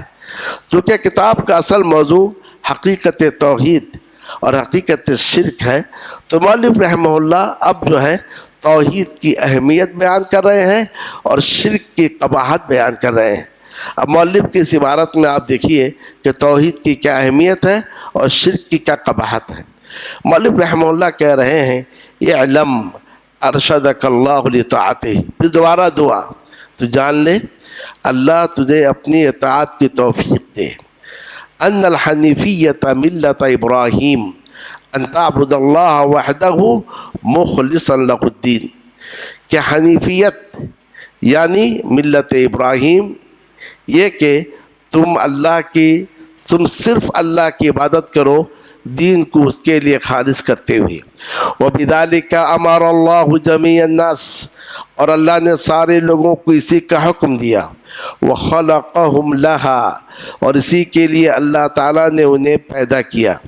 کما قال تعالیٰ، جیسا کہ اللہ تعالیٰ نے فرمایا وَمَا خَلَقْتُ الْجِنَّ وَالْإِنسَ إِلَّا لِيَعْبُدُونَ، اور میں نے جن و انس کو صرف اس لیے پیدا کیا ہے تاکہ وہ میری ہی عبادت کریں۔ فَإِذَا عَرَفْتَ أَنَّ اللَّهَ خَلَقَكَ لِعِبَادَتِهِ، جب تم جان لیے کہ اللہ تعالیٰ نے آپ کو اپنی عبادت کے لیے پیدا کیا ہے، فَاعْلَمْ أَنَّ الْعِبَادَةَ لَا تُسَمَّى عِبَادَةً إِلَّا مَعَ التَّوْحِيدِ، کہ عبادت اسی وقت عبادت ہوگی جب اس کے ساتھ توحید ہو۔ توحید کے ساتھ عبادت کو عبادت کہا جاتا ہے۔ كما أن الصلاة لا تسمى صلاة إلا مع الطہارہ، جیسا کہ نماز طہارت کے بغیر نماز نہیں ہوتی ہے، نماز کو نماز نہیں کہا جائے گا مگر طہارت کے ساتھ۔ فَإِذَا دَخَلَ الشِّرْكُ فِي الْعِبَادَةِ فَسَدَتْ كَالْحَدَثِ اذا دخل فی الطہارہ، جب عبادت میں شرک داخل ہو جائے تو عبادت ضائع ہو جاتی ہے، جیسا کہ حدث جب طہارت میں داخل ہو جائے تو طہارت ختم ہو جاتی ہے۔ یہ جو عبارت آپ کے سامنے پڑھی گئی، اس عبارت سے اب آپ توحید کی فضیلت اور اہمیت کو ذکر کیجیے۔ اگر آپ سے یہ پوچھا جائے اس عبارت میں توحید کی اہمیت اور فضیلت کیا ہے تو آپ کیا کہیں گے؟ آپ یہی کہیں گے کہ توحید کی اہمیت یہ ہے، توحید حنیفیت ہے، یعنی ملت ابراہیم ہے، یہ توحید کی پہلی فضیلت اور اہمیت ہے۔ حنیفیت کا مطلب کیا ہے؟ سارے چیزوں سے کٹ کر ایک اللہ کے جانب مائل ہونا۔ تو گویا توحید یہ ابراہیم علیہ السلام کی ملت ہے اور توحید ہی حنیفیت ہے۔ توحید کی دوسری فضیلت اور اہمیت یہ ہے، اللہ نے اس کا سارے لوگوں کو حکم دیا ہے، اللہ تعالیٰ نے سارے لوگوں کو توحید کا حکم دیا ہے۔ وَاعْبُدُوا اللَّهَ وَلَا تُشْرِكُوا بِهِ شَيْئًا، قرآن مجید میں جہاں بہت ساری باتوں کا حکم دیا گیا ہے ان میں سب سے پہلے مقدم توحید کو رکھا گیا کہ تم اللہ کی عبادت کرو۔ تو جب یہ اللہ کا حکم ہے تو پھر اس کی اہمیت ہے۔ آج دنیا میں ہم دیکھتے ہیں جو احکام ہمارے پاس آتے ہیں، جیسا کہ ابھی کرونا وائرس کے دور میں مختلف احکامات آتے ہیں تو ہم دیکھتے ہیں حکم کس کی جانب سے ہے، اسٹیٹ گورنمنٹ کی جانب سے ہے، یا کہ اس طریقے سے سینٹرل گورنمنٹ کی جانب سے ہے، یا کہ پولیس والے کی جانب سے ہے۔ تو اس لحاظ سے اس پر عمل کیا جاتا ہے، اس کی اہمیت کو سامنے رکھتے ہوئے۔ تو توحید یہ اس کا حکم ہے جو آپ کا خالق ہے، جو آسمان و زمین کا مالک ہے، اس کا یہ حکم ہے۔ تو لہذا اس حکم کی بھی اپنی جگہ ایک اہمیت ہے۔ اور سورہ بقرہ میں اللہ عز و جل نے سارے لوگوں سے خطاب کیا، یا ایھا الناس اعبدوا ربکم، اے لوگوں اپنے رب کی عبادت کرو۔ یہ قرآن مجید کی جو ترتیب ہے، مصحف کی ترتیب، اس ترتیب کے لحاظ سے قرآن مجید کا پہلا امر توحید ہے۔ تو گویا الحمدللہ سے آپ پڑھتے ہوئے جائیے، کہیں امر نہیں ہے، پہلا جو امر ہے یہ یا ایھا الناس اعبدوا ربکم۔ تو گویا قرآن مجید کا جو پہلا امر ہے توحید ہے، اور قرآن مجید کی جو پہلی نہیں ہے وہ بھی اسی آیت کے آخر میں شرک ہے، وَلَا تَجْعَلُوا لِلَّهِ أَنْدَادًا۔ تو گویا قرآن مجید کا پہلا امر توحید ہے، اور قرآن مجید کی پہلی نہیں یہ توحید ہے۔ تو گویا اس طریقے سے یہ توحید کی اہمیت ہوئی کہ توحید حنیفیت ملت ابراہیم ہے۔ توحید کا حکم اللہ تعالیٰ نے سارے لوگوں کو دیا، ایھا الناس سارے لوگوں کو دیا ہے، اور جو اللہ کا حکم ہو اس کی اپنی جگہ بڑی اہمیت ہے۔ اور تیسری چیز یہ ہے کہ اللہ تعالیٰ نے اسی توحید کے لیے سارے لوگوں کو پیدا کیا، بلکہ جن اور انس کو پیدا کیا ہے۔ تو ان عبارات میں توحید کی اہمیت کے تعلق سے تین باتیں بتائی گئی کہ توحید ملت ابراہیم ہے، توحید اللہ تعالیٰ کا حکم ہے سارے لوگوں کے لیے، اور توحید کے لیے اللہ تعالیٰ نے سارے لوگوں کو پیدا کیا ہے، جو توحید ہی مقصد تخلیق ہے۔ اب مولوی رحمہ اللہ کہتے ہیں جب آپ یہ جان لیے توحید مقصد تخلیق ہے یا عبادت مقصد تخلیق ہے، تو عبادت کو عبادت کب کہیں گے؟ جب اس میں توحید ہو۔ عبادت میں اگر توحید نہیں ہے پھر اس کو عبادت نہیں کہا جائے گا۔ سورہ کافرون میں اللہ عز و جل نے فرمایا قُلْ يَا أَيُّهَا الْكَافِرُونَ لَا أَعْبُدُ مَا تَعْبُدُونَ وَلَا أَنْتُمْ عَابِدُونَ مَا أَعْبُدُ، جس کی میں عبادت کرتا ہوں تم اس کی عبادت کرنے والے نہیں ہو۔ جبکہ مشرکین مکہ، کفار مکہ اللہ کی عبادت کرتے تھے، بیت اللہ کا طواف بھی کرتے تھے، حج بھی کرتے تھے، تلبیہ بھی پڑھتے تھے، لیکن کہا لا انتم عابدون، تم عبادت کرنے والے نہیں ہو جس کی میں عبادت کرتا ہوں۔ کیوں؟ کیونکہ ان کی عبادت میں شرک تھا، شرک کی آمیزش تھی۔ جس عبادت میں شرک کی آمیزش ہو اسے عبادت نہیں کہیں گے۔ تو لہذا کہا کہ عبادت کو عبادت تبھی کہیں گے جب اس کے اساس توحید پر ہو۔ اور اس کی مثال مؤلف نے یوں دی، جیسا کہ نماز کب ہوگی؟ جب اس کی بنیاد طہارت پر ہو، اور اگر نماز بغیر طہارت کے پڑھی جائے وہ نماز کا اعتبار نہیں ہے۔ لا يقبل اللہ صلاة من احدث حتى يتوضأ، اور بغیر طہور کے نماز نہیں ہے۔ اسی لیے دوران نماز اگر ہوا خارج ہو جائے تو آپ کو نماز مکمل کرنا نہیں ہے، اسی حالت میں آپ کو باہر آنا ہے، اور اگر آپ امامت کر رہے ہیں تو پیچھے سے کسی کو آپ کو آگے بڑھانا ہے۔ تو گویا جس طریقے سے طہارت کے بغیر نماز کا اعتبار نہیں ہے، تو اسی طریقے سے توحید کے بغیر عبادت کا تصور نہیں ہے، توحید کے بغیر عبادت کا اعتبار نہیں ہے۔ تو گویا اس چوتھی بات کو بھی اگر ملا لیا جائے تو گویا توحید کی چار اہمیتیں ہمارے سامنے آئیں۔ توحید حنیفیت ہے، ملت ابراہیم ہے۔ توحید کا حکم اللہ نے سارے لوگوں کو دیا ہے۔ توحید مقصد تخلیق ہے، اور توحید کے بغیر کسی بھی عبادت کا اعتبار نہیں ہے۔ تو یہ چار باتیں توحید کی اہمیت میں مؤلف رحمہ اللہ نے بیان کی۔ جب مؤلف رحمہ اللہ نے توحید کی اہمیت کو بیان کی، یہ قرآن مجید کا اسلوب ہے کہ قرآن مجید ہمیشہ ایک چیز کے ساتھ اس کے ضد کو ذکر کرتا ہے۔ اب قرآن مجید کا مطالعہ کرو، جنت کا ذکر آیا تو جہنم کا ذکر آتا ہے، مومنوں کا ذکر آیا تو کافروں کا ذکر آتا ہے۔ تو کیا اس طریقے سے جب مؤلف رحمہ اللہ نے توحید کا ذکر کیا تو توحید کے ساتھ آپ شرک کی قباحت کو ذکر کرتے ہیں۔ یاد رکھیں مؤلف رحمہ اللہ نے توحید کی اہمیت میں چار باتیں بتائی ہیں۔ اب آپ یہ دیکھیں کہ شرک کی قباحت میں مؤلف رحمہ اللہ کا ذکر کرتے ہیں، فَإِذَا عَرَفْتَ أَنَّ الشِّرْكَ إِذَا خَالَتَ الْعِبَادَةَ أَفْسَدَهَا وَأَحْبَطَ الْعَمَلَ وَصَارَ صَاحِبُهُ مِنَ الْخَالِدِينَ فِي النَّارِ عَرَفْتَ انما اہم ما علیک معرفت ذلک لعل اللہ ان یخلصک من هذه الشبکہ وہی الشرک باللہ الذي قال اللہ تعالی فیہ ان اللہ لا یغفر ان یشرک به ویغفر ما دون ذلک لمن یشاء وذلك بمعرفت 4 قواعد ذکرہ اللہ تعالی فی کتابہ۔ جب آپ نے جان لیا کہ شرک جب عبادت میں داخل ہو جائے تو عبادت کو بگاڑ دیتا ہے اور عمل کو برباد کر دیتا ہے، اور شرک کرنے والا ہمیشہ ہمیشہ جہنم میں رہنے والا ہوتا ہے، تو تم یہ جان لو کہ تم پر سب سے اہم بات یہ ہے کہ تم اس کو جانو۔ کس کو جانو؟ شرک کو جانو، شاید کہ اللہ تمہیں اس معرفت کے ذریعے سے اس جال سے نجات دے، چھٹکارا دے، یعنی شرک باللہ سے، جس کے بارے میں اللہ تعالیٰ نے فرمایا کہ اللہ اس بات کو معاف نہیں کرے گا کہ اس کے ساتھ کسی کو شریک ٹھہرایا جائے، اور اس کے علاوہ جسے چاہے معاف کر سکتا ہے۔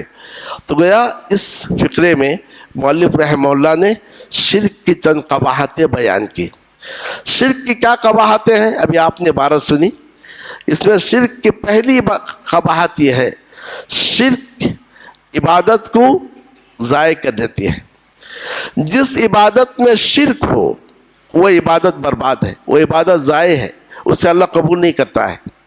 تو گویا جیسا کہ حدیث میں ہے، من عمل عملا اشرک فیہ معی غیری ترکتہ وشرکہ، جس نے کوئی ایسا عمل کیا جس میں میرے ساتھ کسی اور کو شریک کیا تو میں اس کو اور اس کی شراکت کو چھوڑ دیتا ہوں۔ تو گویا اس طریقے سے آپ جو ہے کسی کو صدقہ کرتے ہیں یا اللہ کے راہ میں خرچ کرتے ہیں، لیکن آپ کا مقصد کیا ہے؟ کسی اور کو دکھانا ہے یا کہ ریاکاری کا جذبہ ہے، للہیت نہیں ہے، تو آپ کی وہ عبادت ضائع ہو گئی۔ تو گویا شرک کی یہ قباحت ہوئی کہ شرک کی وجہ سے کیا ہے، جو عبادت آپ نے کی ہے وہ عبادت ضائع ہو گئی۔ نمبر 2، احبط العمل، شرک محبط عمل ہے، یعنی دوسری جو عبادتیں آپ کی وہ بھی ضائع ہو گئی۔ ایک تو جس عبادت میں آپ نے شرک کیا وہ عبادت بھی ضائع ہوئی، اور اس کے علاوہ اور جو عبادتیں ہیں وہ عبادتیں بھی شرک کی وجہ سے برباد ہو جاتی ہیں۔ اس کی دلیل کیا ہے؟ اس کی دلیل یہ ہے، اللہ عز و جل نے فرمایا کہ لو اشرکوا لحبط عنہم ما كانوا يعملون، اگر یہ انبیاء بھی شرک کریں ان کے اعمال برباد ہو جائیں گے۔ لئن اشرکت لیحبطن عملک، اے نبی اگر آپ سے بھی شرک سرزد ہو جائے آپ کے اعمال بھی برباد ہو جائیں گے۔ تو اس طریقے سے شرک سے وہ عمل برباد ہوا، اور اس کے علاوہ جو نیکیاں ہیں وہ بھی جو ہے برباد ہو گئیں۔ اور تیسری چیز یہ ہے، وَصَارَ صَاحِبُهُ مِنَ الْخَالِدِينَ فِي النَّارِ، اور شرک کرنے والا جہنم میں ہمیشہ ہمیشہ رہنے والا ہوگا۔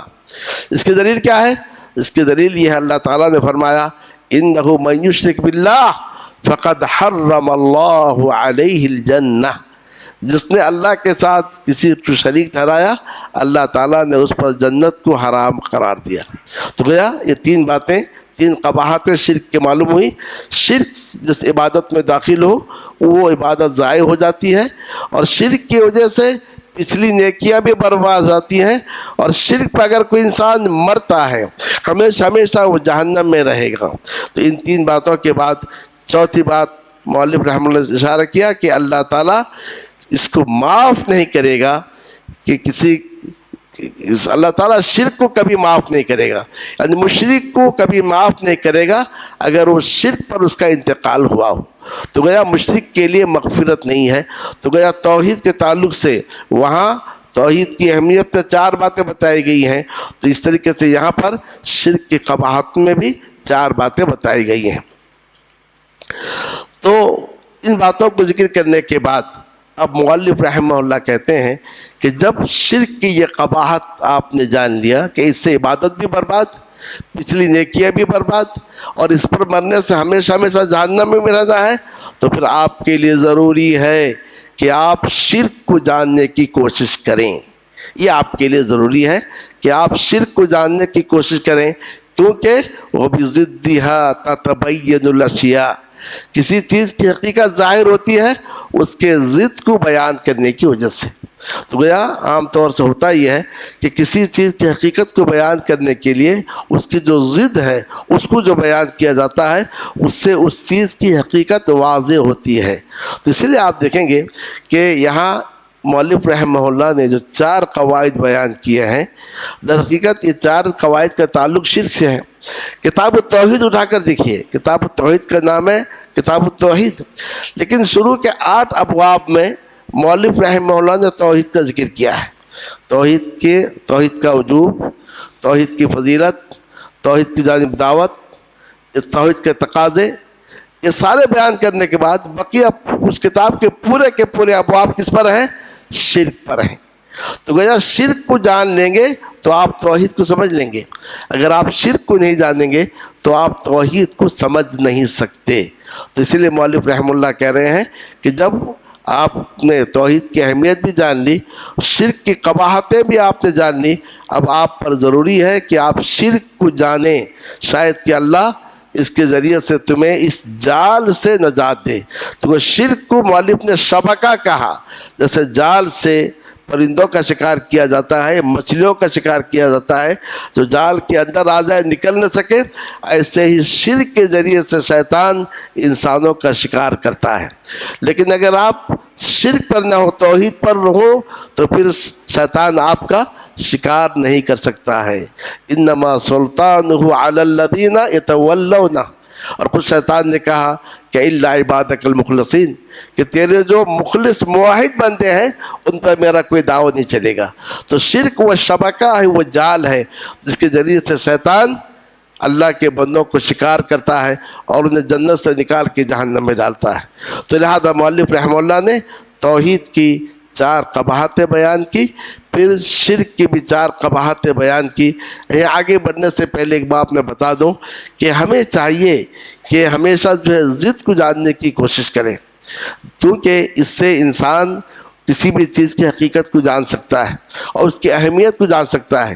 اسی لیے حذیفہ رضی اللہ تعالیٰ عنہ، جنہیں صاحب السر رسول اللہ کہا جاتا ہے، اللہ کے رسول کے رازداں تھے، وہ کہتے تھے کہ لوگ آپ سے خیر کے بارے میں سوال کرتے تھے، وَكُنْتُ أَسْأَلُهُ عَنِ الشَّرِّ، میں نبی صلی اللہ علیہ وسلم سے شر کے بارے میں پوچھتا تھا، کیوں؟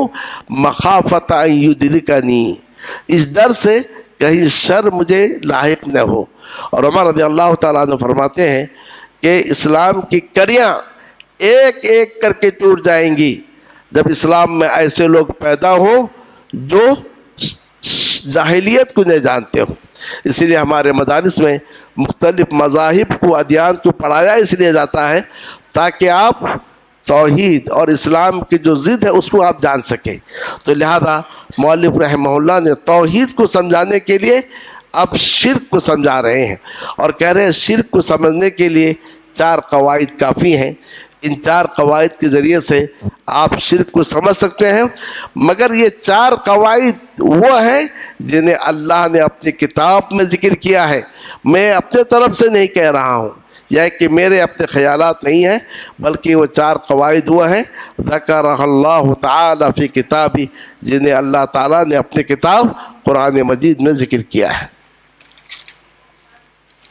اب اس کے بعد مؤلف رحمہ اللہ ان 4 قواعد کو ذکر کر رہے ہیں۔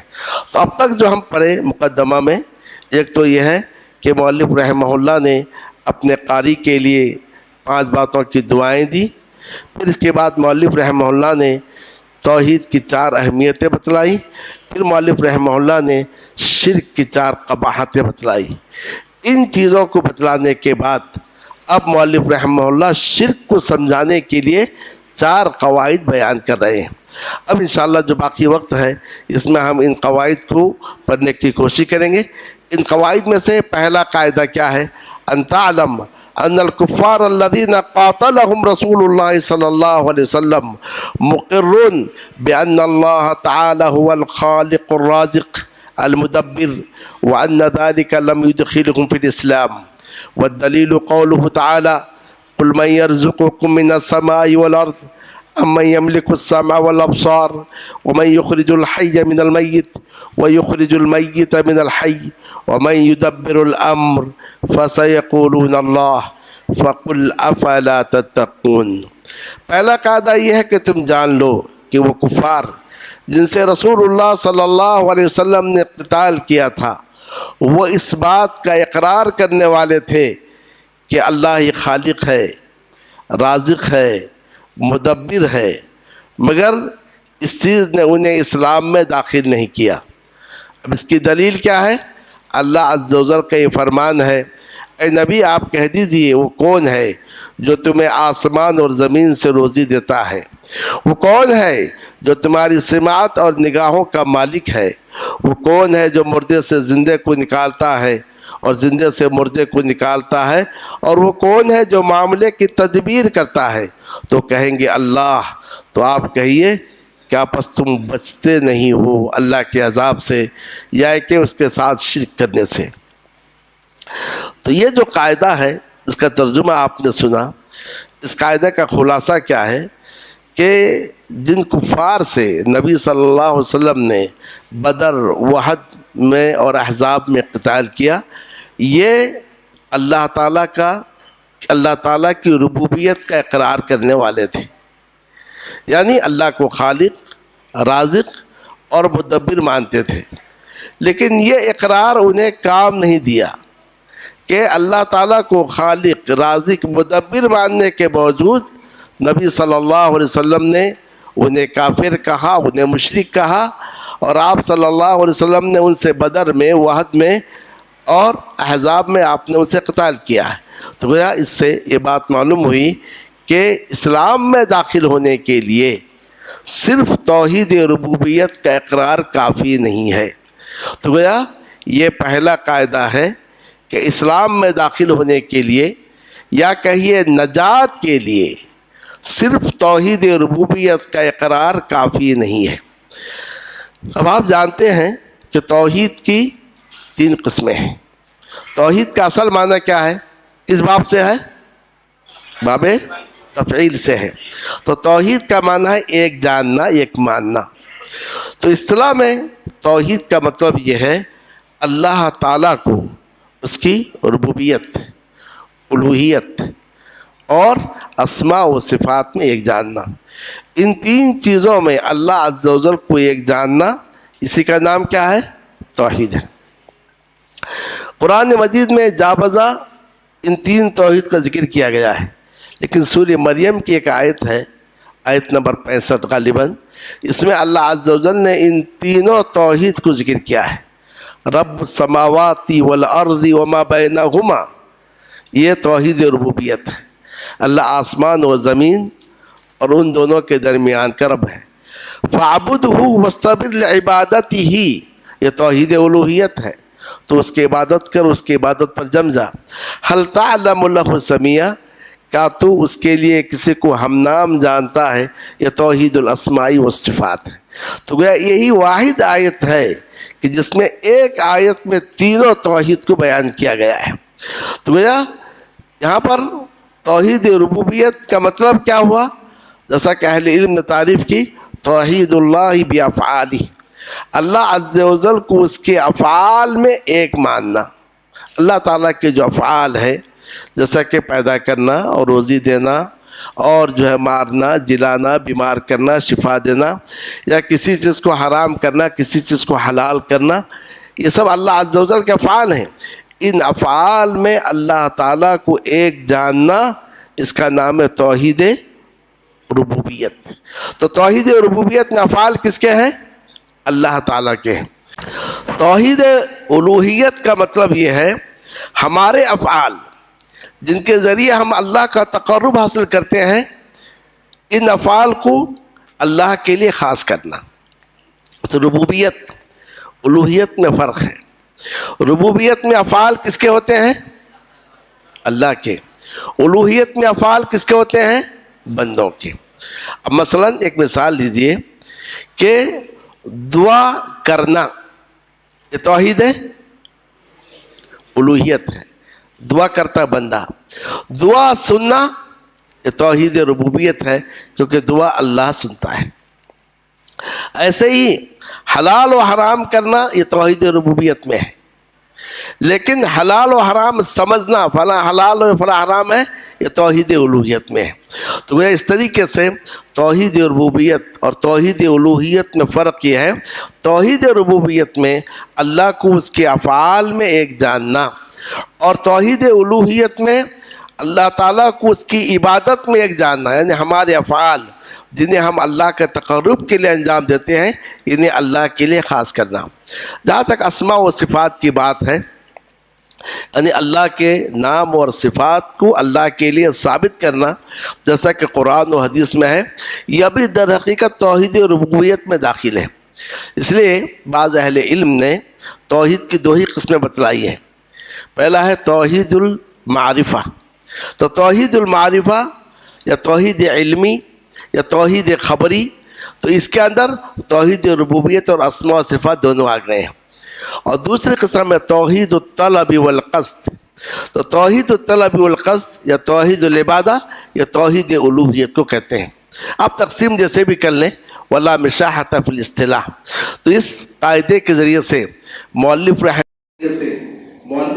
اللہ یہ سمجھانا چاہ رہے ہیں، صرف توحید ربوبیت کا اقرار نجات کے لیے کافی نہیں ہے، توحید ربوبیت کے ساتھ توحید الوہیت کی بھی ضرورت ہے۔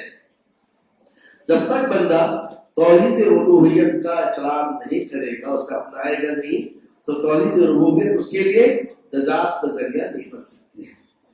یہ قاعدہ اس لیے آج بھی لوگ عام طور سے کہتے ہیں کہ فلاں تو مسلمان ہے، اس کا نام مسلمانوں کا ہے، مسلمان گھرانے میں پیدا ہوا ہے، یا ایک نماز و روزہ تو مسلمان گھرانے میں پیدا ہوا ہے، یا اللہ کو خالق و مالک تو مان رہا ہے، تو اس کا جواب یہ ہے کہ اللہ کو خالق و مالک مشرکین بھی مانتے تھے، لیکن اس کے باوجود نبی صلی اللہ علیہ وسلم نے ان سے قتال کیا۔ جب آپ صلی اللہ علیہ وسلم نے ان سے قتال کیا تو اس کا مطلب یہ ہے کہ آپ صلی اللہ علیہ وسلم نے مسلمان نہیں سمجھا۔ اگر آپ صلی اللہ علیہ وسلم نے مسلمان سمجھتے تو آپ صلی اللہ علیہ وسلم سے قتال نہیں کرتے۔ تو یہ پہلا قاعدہ ہے کہ توحید ربوبیت، یا صرف لگائیے، صرف توحید ربوبیت نجات کے لیے کافی نہیں ہے، یا صرف توحید ربوبیت کے اقرار سے انسان اسلام میں داخل نہیں ہوگا۔ تو توحید ربوبیت کے ساتھ ضرورت ہے کس کی؟ توحید الوہیت کی ضرورت ہے۔ توحید ربوبیت توحید الوہیت میں فرق ہے۔ توحید ربوبیت میں افعال اور افعال اللہ کے ہوتے ہیں، اور توحید الوہیت میں افعال بندوں کے ہوتے ہیں۔ اور دوسری بات یہ ہے، توحید ربوبیت در حقیقت توحید الوہیت کے لیے دلیل ہے، یاد رکھیں، توحید ربوبیت در حقیقت توحید الوہیت کے لیے دلیل ہے۔ اسی لیے قرآن مجید میں آپ دیکھیں گے جہاں بذا اللہ عز و جل نے توحید الوہیت کو ثابت کیا ہے توحید ربوبیت کے ذریعے سے، یا ایھا الناس اعبدوا ربکم الذی خلقکم والذین من قبلکم، اپنے رب کی عبادت کرو جس نے تمہیں پیدا کیا ہے، تمہیں پیدا کیا ہے، توحید ربوبیت ہے۔ تو اللہ تعالیٰ نے اپنی عبادت کا حکم دیا اور دلیل بتایا کہ میں نے تمہیں پیدا کیا ہے۔ آگے اور بھی چیزوں کا ذکر ہے، اس پر ابن کثیر رحمہ اللہ کہتے ہیں الخالق لہذه الاشیاء هو المستحق للعبادہ، کہ جو ان چیزوں کا پیدا کرنے والا ہے وہی عبادت کا مستحق ہے۔ تو وہ توحید ربوبیت یہ اللہ کا افعال ہے، اور توحید ربوبیت در حقیقت توحید الوہیت کے لیے دلیل ہے۔ اور توحید الوہیت میں توحید ربوبیت داخل ہے، جو آپ کا معبود ہے وہ آپ کا خالق ہوگا، جو آپ کا معبود ہے وہ آپ کا مالک ہے، آپ کا رازق ہے۔ تو اس طریقے سے دونوں توحید ایک دوسرے کے لیے لازم و ملزوم ہے۔ بہرحال یاد رکھ لیں، توحید ربوبیت توحید الوہیت کے لیے دلیل ہے۔ قرآن مجید میں جا بجا توحید ربوبیت کو توحید الوہیت کے لیے بطور دلیل پیش کیا گیا ہے۔ تو گویا اس سے بات معلوم ہوئی کہ توحید ربوبیت توحید الوہیت کے لیے دلیل ہے، لیکن انسان توحید ربوبیت کا اقرار نہ کرے تو صرف توحید الوہیت کا اقرار نہ کرے تو صرف توحید ربوبیت سے وہ اسلام میں داخل نہیں ہو سکتا ہے، اور صرف توحید ربوبیت کا اقرار اس کے نجات کے لیے کافی نہیں ہے۔ اب اس کے بعد دوسرا شبہ یہ ہے کہ عام طور سے مشرکین پہلے بھی کہتے تھے اور آج بھی کہتے ہیں کہ ہم عبادت کی انواع اور اقسام کو جن کے جانب پھیرتے ہیں ہم انہیں اللہ نہیں سمجھتے ہیں، بلکہ یہ ہمارے اور اللہ کے درمیان واسطہ ہے۔ تو مالک رحمہ اللہ نے دوسرا قاعدہ بنایا، جیسا اللہ کے سوا کسی کی مستقل عبادت کرنے سے وہ آپ کا معبود ہوا، اس لیے اللہ کے سوا کسی کو اپنے اور اللہ کے درمیان واسطہ بنا کر اس کی عبادت کرے، یہ بھی کیا ہے؟ شرک ہے۔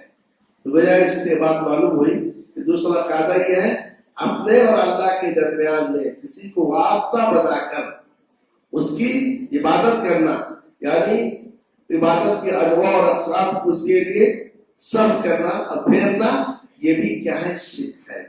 اس چیز کو اگر آپ سمجھ لیں، آج شرک کے جو اصل جڑ ہے اس کی وجہ سے شرک پھیلا ہوا ہے، اسی چیز کی وجہ سے۔ اس چیز کو بعض اہل علم نے یوں لکھا ہے کہ ایک تو ہے شرک، دوسرے ہے تشبیہ۔ شرک کا مطلب یہ ہے اللہ کے صفات کو بندوں کو دینا، یہ شرک۔ اور تشبیہ کہتے ہیں کہ بندوں کے صفات کو اللہ کو دینا۔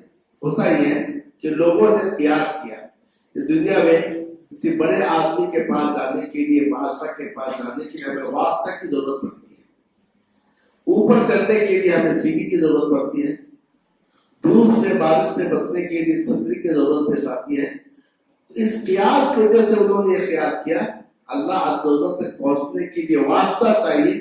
اب واسطہ کوئی لوگ اس کے نیک بندے ہیں، جب نیک بندے واسطے ہیں، ان نیک بندوں کو خوش کرنے کے لیے ہمیں کچھ کام کرنا ہے، تو کیا کرتے ہیں؟ نظر و نیاز کرنا، ان کے آستانے پر قربانی کرنا، ان کی دعائی دینا۔ تو گویا اس طریقے سے نیک لوگوں کو واسطہ بنائے۔ تو گویا دوسرا قاعدہ یہ ہے اپنے اور اللہ کے درمیان میں کسی کو واسطہ بنا کر عبادت، اس کی عبادت کرنا، یہ چیز بھی کیا ہے؟ شرک ہے۔ جیسا کسی کو مستقل عبادت کرنا شرک ہوتا ہے۔ تو مولوی رحمہ اللہ نے کہا انہم یقولون، وہ کہتے ہیں ما دعوناہم وتوجہنا الیہم، ہم نے انہیں نہیں پکارا اور ہم ان کے جانب متوجہ نہیں ہوئے الا لطلب القربۃ والشفاعہ، مگر تقرب کے لیے اور شفاعت کے لیے۔ اب مولوی رحمہ اللہ کہتے ہیں تقرب کی دلیل اللہ تعالیٰ کے فرمان ہے والذین اتخذوا من دونہ اولیاء ما نعبدهم الا ليقربونا الى اللہ زلفی، جو لوگ اللہ کے سوا دوسروں کو اولیاء بتا لیے، دوست بتا لیے، وہ یہ کہتے ہیں ہم تو ان کی عبادت سے اس لیے کرتے ہیں تاکہ وہ ہمیں اللہ کے قریب کر دیں۔ ان اللہ یحکم بینہم فیما هم فیہ یختلفون، اللہ ان کے درمیان ان کے اختلافی امور میں فیصلہ کرے گا۔ ان اللہ لا یہدی من هو کاذب کفار، اللہ اسے ہدایت نہیں دیتا ہے جو جھوٹا ہو اور کفر کرنے والا ہو۔ اور شفاعت کی دلیل اللہ تعالیٰ کا یہ فرمان ہے وَيَعْبُدُونَ مِن دُونِ اللَّهِ مَا لَا يَضُرُّهُمْ وَلَا يَنفَعُهُمْ، اور وہ اللہ کے سوا ایسی چیزوں کی عبادت کرتے ہیں جو نہ انہیں نقصان پہنچائے اور نہ نفع دے، اور کہتے ہیں یہ اللہ کے پاس ہمارے سفارشی ہیں۔ وہ شفاعت و شفاعتام، شفاعت کی دو قسمیں ہیں، شفاعت المنفیہ، شفاعت المثبتہ، کہ ایک وہ شفاعت ہے جس کی نفی کی گئی ہے اور دوسری وہ شفاعت ہے جس کو ثابت کیا گیا ہے۔ تو اس دوسرے قاعدے کے اندر مولوی رحمہ اللہ کہتے ہیں کہ ایک قاعدہ بتاتے ہیں اپنے اور اللہ کے درمیان کسی کو واسطہ بنا کر اس کا تقرب حاصل کرنا، واسطے کا تقرب حاصل کرنا یا کہ اس کی عبادت کرنا، یہ بھی جو ہے شرک ہے۔ اور یہی اس کی دلیل کیا ہے؟ دونوں کی دلیل دی ہے، تقرب کی بھی دلیل دی ہے، شفاعت کی بھی دلیل دی ہے۔ مشرکین مکہ سے جب کہا جاتا تھا کہ تم ان پتھروں کی، ان مورتیوں کی، ان مجسموں کی کیوں عبادت کرتے ہو، تو کہتے تھے ہم ان کی عبادت نہیں کرتے ہیں، ہم ان کے لیے سارے کام اس لیے کرتے ہیں یہ ہمیں اللہ کے قریب کرتے ہیں۔ اور کبھی کہتے تھے یہ اللہ کے پاس ہمارے سفارشی ہیں، ہماری شفاعت کریں گے، کیونکہ اللہ کے نیک بندے ہیں۔ جیسے بادشاہ اپنے مقرب بندوں کی بات سنتا ہے، تو اس طریقے سے جب ہم انہیں خوش کریں گے تو یہ ہماری سفارش کریں گے، اللہ عز و جل ان کی بات سنے گا۔ تو گویا شرک کے پھیلاؤ کا ذریعہ یہ دو باتیں رہیں، یہ ہے اپنے اور اللہ کے درمیان کسی کو واسطہ بنانا، اور کسی کے تعلق سے یہ خیال کرنا کہ یہ ہمارے لیے سفارشی ہیں، تو اس کے ذریعے سے شرک پھیلا ہے۔ تو ان دو باتوں کو ہم یوں بیان کریں گے، اپنے اور اللہ کے درمیان کسی کو واسطہ بنانے کو اصطلاح میں توسل کہتے ہیں، یعنی کسی کو وسیلہ بنانا، ذریعہ بنانا۔ تو توسل کے اندر شفاعت بھی داخل ہے۔ توسل کا مطلب ہے کہ آپ کیا کریں، کسی چیز کو حاصل کرنے کے لیے کسی چیز کو ذریعہ بنائیں، کسی چیز کو وسیلہ بنائیں۔ تو وسیلہ بنانے میں شفاعت بھی ہے کہ فلاں صاحب سفارش کریں گے اللہ کے پاس تو ہماری نجات ہو جائے گی۔ تو گویا شفاعت در حقیقت کیا ہے، توسل کے اقسام میں سے ایک قسم ہے۔ توسل کا مطلب کیا ہے؟ توسل کا مطلب یہ ہے کہ آپ اللہ عز و جل کو راضی کرنے، خوش کرنے کے لیے اپنے اور اللہ کے درمیان کسی کو واسطہ بنائیں۔ وہ واسطہ کیا ہے؟ وہ واسطہ ہے نیک اعمال کا واسطہ۔ تو جیسا کہ قرآن مجید میں بھی اس کا ذکر کیا گیا، وَابْتَغُوا إِلَيْهِ الْوَسِيلَةَ، اللہ کی طرف وسیلہ چاہو، یعنی نیک اعمال کا واسطہ اپناؤ۔ تو نیک اعمال کا واسطہ اپنانا در حقیقت اللہ ہی سے ہی مانگنا ہے، کیونکہ اللہ عز و جل نے فرمایا جب میرے بندے آپ سے میرے بارے میں پوچھیں تو کہو میں قریب ہوں، پکارنے والے کے پکار کا جواب دیتا ہوں۔ تو گویا اللہ سے مانگنا ہے تو اللہ ہی کے ذریعے سے مانگنا ہے۔ تو گویا نیک اعمال کا جو واسطہ ہے، تو واسطہ کا مطلب آپ نے اللہ ہی سے مانگا ہے۔ تو گویا وسیلے میں کچھ جائز ہے، کچھ ناجائز ہے۔ جائز یہ ہے کہ اللہ کے اسماء اور صفات کا وسیلہ پکڑا جائے، جیسا کہ وَلِلَّهِ الْأَسْمَاءُ الْحُسْنَى فَادْعُوهُ بِهَا، اللہ کو ان کے ذریعے سے پکارو۔ تو اللہ کے اسماء اور صفات کا وسیلہ اپنایا جا سکتا ہے، جیسا کہ اعوذ بعزت اللہ وقدرتہ، یہاں پر اللہ کی صفت کا وسیلہ اپنایا گیا، تو اللہ سے مانگا جائے گا، کس سے؟ اس کے ناموں کے وسیلے سے اور اس کے صفات کے وسیلے سے۔ دوسری چیز یہ ہے کہ وہ نیک اعمال جنہیں آپ نے اللہ کے لیے انجام دیا ہے، ان کے ذریعے سے آپ اللہ سے مانگ سکتے ہیں، ان کے وسیلے سے۔ جیسا کہ وہ 3 افراد کا واقعہ ہے جو جا رہے تھے، بارش ہوئی، غار میں چھپے، اوپر سے چٹان آیا، غار کا منہ بند ہو گیا۔ ان تینوں میں سے ہر ایک نے اپنے نیک عمل کا وسیلہ دیا۔ اور تیسری ایک صورت کو اہل علم ذکر کرتے ہیں جو گرچہ اس میں نہیں ہے، وہ یہ ہے کسی زندہ اور حاضر سے کہنا کہ بھائی آپ ہمارے لیے کیا کیجئے، دعا کیجئے، وہ آپ کے لیے دعا کرے، جیسا کہ قحط سالی کے موقع پر عمر رضی اللہ تعالیٰ عنہ نبی وسلم کے چچا عباس کو آگے بڑھاتے دعا کرنے کے لیے۔ چوتھی چیز یہ ہے کہ مردوں کو وسیلہ بنانا یا غائب کو وسیلہ بنانا، تو یہ چیز جو ہے ناجائز ہے۔ اور اسی طریقے سے کسی کے ذات کا وسیلہ اپنانا، ذات کا کیسے؟ جیسے آپ دعا کریں کہ آمین بجاہ سید المرسلین، کہ سید المرسلین کے جو جاہ اور مرتبہ ہے اس کے وسیلے سے اے اللہ تو قبول کر لے۔ تو گویا یا بحرمت فلان، بحرمت الولی، جو بھی وسیلے سے، تو یہ چیز کیا ہے؟ گرچہ شرک اکبر نہیں ہے لیکن یہ بدعت ہے اور شرک کے جانب وسیلہ ہے، اور جو چیز شرک کے جانب وسیلہ ہو اسے شرک اصغر کہتے ہیں۔ تو لہذا کسی کی جاہ سے بھی یا کسی کی حرمت سے بھی، کسی کی جاہ کسی کی حرمت کو بھی وسیلہ نہیں بنا سکتا ہے۔ اور دوسری بات، شفاعت کا مطلب یہ ہے کہ شفاعت اور وسیلہ میں فرق دیکھیں۔ وسیلہ میں کیا ہوتا ہے؟ آپ اللہ سے دعا کرتے ہیں لیکن کسی کو ذریعہ بناتے ہیں۔ شفاعت میں کیا ہے؟ آپ اسی سے مانگتے ہیں، اے فلاں تو اللہ کے پاس ہماری سفارش کر۔ تو شفاعت در حقیقت غیر اللہ سے دعا کرنا ہے، یاد رکھ لیں۔ شفاعت در حقیقت کیا ہے؟ غیر اللہ سے مانگنا ہے۔ جیسے آپ کسی قبر کے پاس جا کر کہیں آپ ہمارے لیے شفاعت کیجئے، آپ ہمارے لیے شفیع بن جائیے، تو شفاعت کا مطلب یہ ہے غیر کو پکارنا۔ سوال الغیر، السوال للغیر، یہ کہتے ہیں شفاعت۔ لیکن وسیلہ میں کیا ہے؟ سوال اللہ، اللہ سے مانگنا ہے बिवासितति शै, किसी चीज़ के वास्ते से। तो अल्लाह से मांगना है किसी चीज़ के वास्ते से, तो उसके अंदर अस्माए हुस्ना, अल्लाह के सिफात, नेक आमाल, इनके वास्ते से अल्लाह से मांग सकते हैं। लेकिन किसी की जाह और हुर्मत या मर्तबा से मांगना ये शिर्क अकबर नहीं, शिर्क असगर है, बिदात में दाखिल है। और इसके अलावा किसी मुर्दे से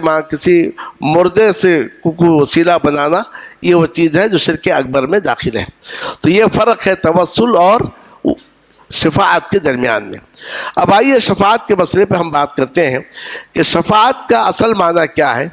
ये अशफ़ाअतु शफ़उन से माखूज़ है, जिसका माना ये है कि किसी गैर के लिए वास्ता बनना, यानी किसी गैर के लिए वास्ता बनना। मसलन आपका एक मसला है, आप अकेले हैं, ये एक शख्स आपकी शफाअत के लिए आ गया, तो उस मसले में एक के बजाय दो आदमी हो गए, इसको जो है शफाअत कहते हैं।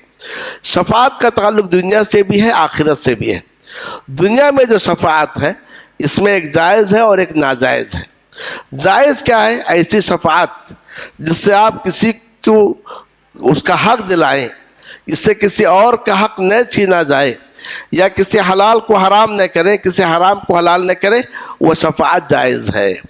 तो मसलन आप किसी की शफाअत करके नौकरी दिलाते हैं, लेकिन इससे अगर कोई उससे अफजल शख्स महरूम होता है तो ये नाजायज़ है। और इसी तरीके से अगर आप शफाअत करके किसी नाजायज़ को जायज़ या जायज़ को नाजायज़, वो भी जो है नाजायज़ है। जैसा कि आप सब फरमाया अतशफ़उ फ़ी हद्द मिन हुदूदिल्लाह, कि आप शफाअत करके किसी पर सरी सज़ा है उसको आप साक़ित करेंगे, ये नाजायज़ है। लेकिन आखिरत की जो शफाअत है ये दो किस्म है, शफाअतुन मनफिया, शफाअतुन मुस्बता। मुअल्लिफ़ ने यहाँ पर उसकी जानिब इशारा किया है। यानी कुरान मजीद में कहीं शफाअत की नफ़ी की गई है, ला शफ़ाअ, और कहीं पर शफाअत को साबित किया गया है। तो आखिरत की शफाअत दो किस्म की है, एक मनफिया जिसकी नफ़ी की गई है, एक मुस्बता जिसको साबित किया गया है। तो वो कौन सी शफाअत है जिसे साबित किया गया है? ये वो शफाअत है कि जिसमें रज़ा और इज़्न हो, यानी अल्लाह ताला राज़ी हो और अल्लाह ताला इजाज़त दे। तो अल्लाह ताला इजाज़त दे फ़लाँ शख्स को कि तुम सिफारिश करो और फ़लाँ शख्स के ताल्लुक़ से, और दोनों से अल्लाह अज़्ज़ा व जल राज़ी हो, तो इज़्न और रज़ा इस शर्त के साथ कल क़यामत के रोज़ शफाअत होगी। इज़्न और रज़ा के बग़ैर कोई शख्स खुद से अल्लाह अज़्ज़ा व जल के पास खड़ा होकर किसी की सिफारिश करेगा, इसकी जो है नफ़ी की गई है कि कल क़यामत के रोज़ किसी को बात करने की जसारत नहीं होगी। शफाअत वही करेगा जिसे अल्लाह इजाज़त दे, और उसी के बारे में करेगा जिससे अल्लाह अज़्ज़ा व जल राज़ी हो। इसलिए कुरान मजीद में ज़ाबज़ा है, मन ज़ल्लज़ी यशफ़उ इंदहु इल्ला बिइज़्निही, यानी कि मिन बादी अन यअज़्ज़नल्लाहु लिमन यशाउ व यरदा। तो गोया इज़्न और शफाअत के साथ, इज़्न और रज़ा के साथ कल क़यामत के रोज़ शफाअत होगी, और शफाअत करने वाले अंबिया भी होंगे, फरिश्ते भी होंगे, सालिहीन भी होंगे, शुहदा भी होंगे, और वो बच्चे जो बचपन में इंतकाल करके वो भी करेंगे, और ऐसे बहुत सारे नेक आमाल भी सिफारिश करेंगे। जैसे कि कुरान मजीद भी सिफारिश करेगा, जैसे कि रोज़ा भी सिफारिश करेगा, ये सारे के सारे अमाल भी जो है सिफारिश करेंगे। तो गया मुअल्लिफ़ रहमतुल्लाह ने कहा क़यामत के रोज़ शफाअत की दो किस्म होगी, एक शफाअत मनफिया है और दूसरा शफाअत मुस्बता है।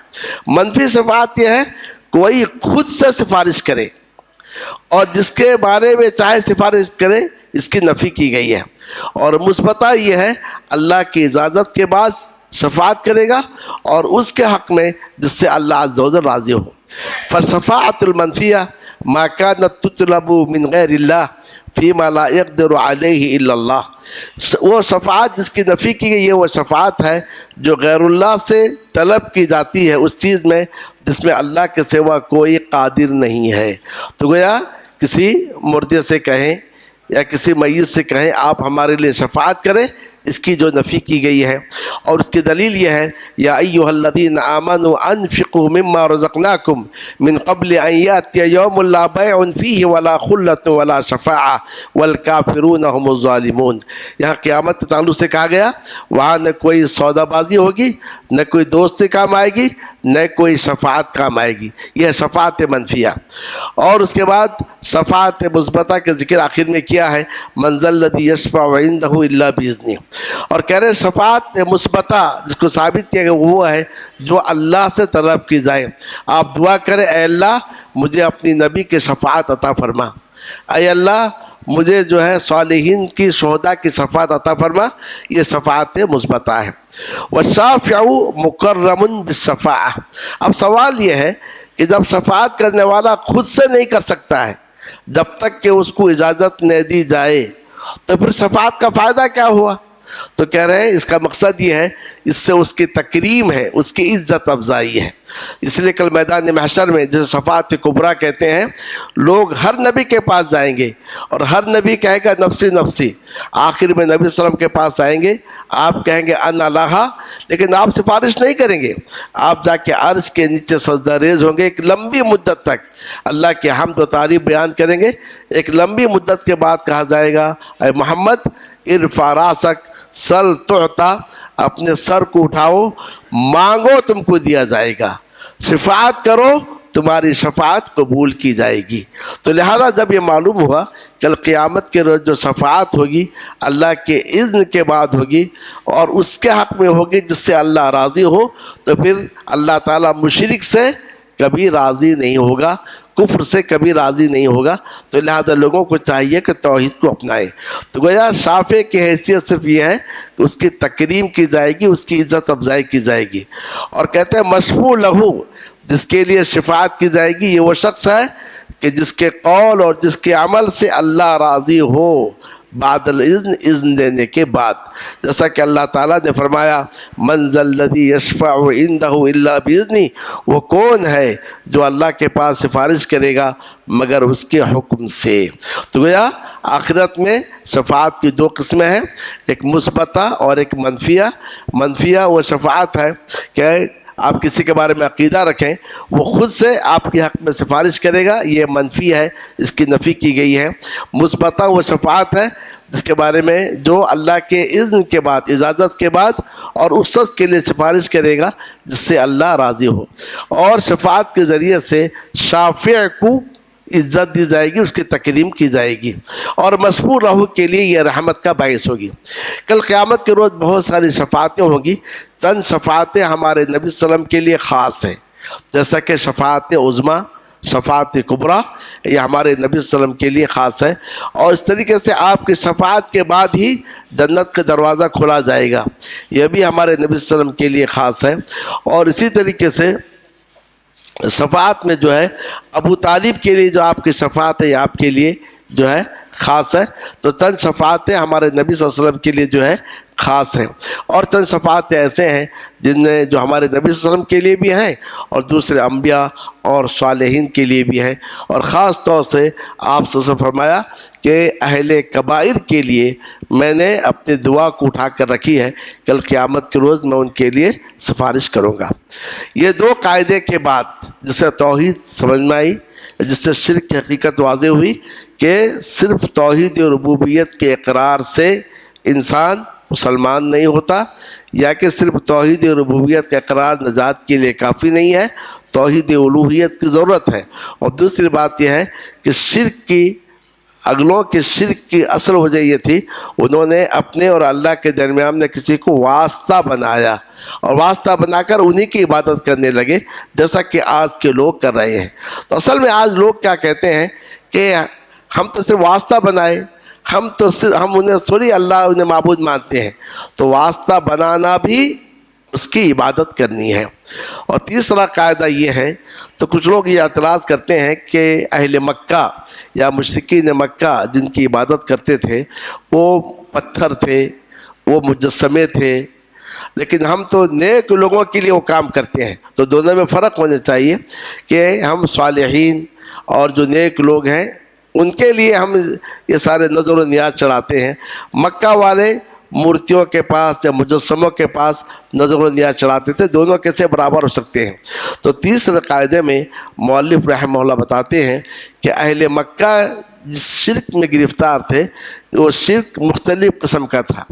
कुछ लोग फरिश्तों को पुकारते थे, कुछ लोग अंबिया और सालिहीन को पुकारते थे, कुछ लोग सूरज और चांद की इबादत करते थे, कुछ लोग दरख्त की इबादत करते थे, कुछ लोग पत्थर की भी इबादत करते थे। तो गोया इस तरीके से उस ज़माने का जो शिर्क था उसमें वो लोग सालिहीन को और नेक लोगों को भी पुकारते थे। तो अल-क़ाइदतुस्सालिसा तीसरा कायदा ये है अन्न नबी सल्लल्लाहु अलैहि वसल्लम ज़हर अला उनास मुतफ़र्रिक़ीन फ़ी इबादतिहिम। नबी सल्लल्लाहु अलैहि वसल्लम ऐसे लोगों के जानिब भेजे गए थे जो अलग अलग अंदाज से इबादत करते थे, यानी ज़ाहिर हुए ऐसे लोगों पर जो अपनी इबादत में मुख्तलिफ नौ के थे, मुख्तलिफ किस्म के थे। मिनहुम मन यअबुदुल मलाइका, इनमें से बाज़ वो थे जो फरिश्तों की इबादत करते थे। मिनहुम मन यअबुदुल अंबिया व सालिहीन, इनमें से बाज़ वो थे जो अंबिया और सालिहीन की इबादत करते थे। मिनहुम मन यअबुदुल अशजार वल अहजार, इनमें से बाज़ वो थे जो दरख्त और पत्थरों की इबादत करते थे। मिनहुम मन यअबुदुश शम्स वल क़मर, इनमें से बाज़ वो थे जो सूरज और चाँद की इबादत करते थे। वक़ातलहुम रसूलुल्लाह वलम युफ़र्रिक़ बैनहुम, रसूलुल्लाह सल्लल्लाहु अलैहि वसल्लम ने सबों से क़िताल किया और उनमें से किसी के दरमियान कोई फ़र्क नहीं किया। ये नहीं कि फ़रिश्तों की इबादत करने वाले, नबियों की इबादत करने वाले, सालिहीन की इबादत करने वाले मुसलमान हैं और पत्थरों की, दरख्त की इबादत करने वाले काफिर हैं, नहीं, सारे के सारे मुशरिक और काफिर करार पाए। तो गया इससे एक शुबह का मौलिफ रहमहुल्लाह इजारा करते हैं कि अल्लाह की इबादत में किसी को भी शरीक किया जाए वो शिरक है, चाहे किसी फरिश्ते को शरीक करें, चाहे किसी नबी को, किसी साले को, या कि किसी दरख्त को, किसी पत्थर को आप शरीक करें। और आज भी जो लोग इन मुजस्समों के और मूर्तियों के सामने झुकते हैं उनका भी अक़ीदा ये है कि हम इन पत्थरों के सामने झुक नहीं रहे हैं, बल्कि इन पत्थरों में फलां का रूह हुलूल कर गया है, या कि पत्थर फलां के मज़हर है। हम दर हकीकत से पत्थर के आड़ में फलां की इबादत कर रहे हैं, पत्थरों की इबादत नहीं कर रहे हैं।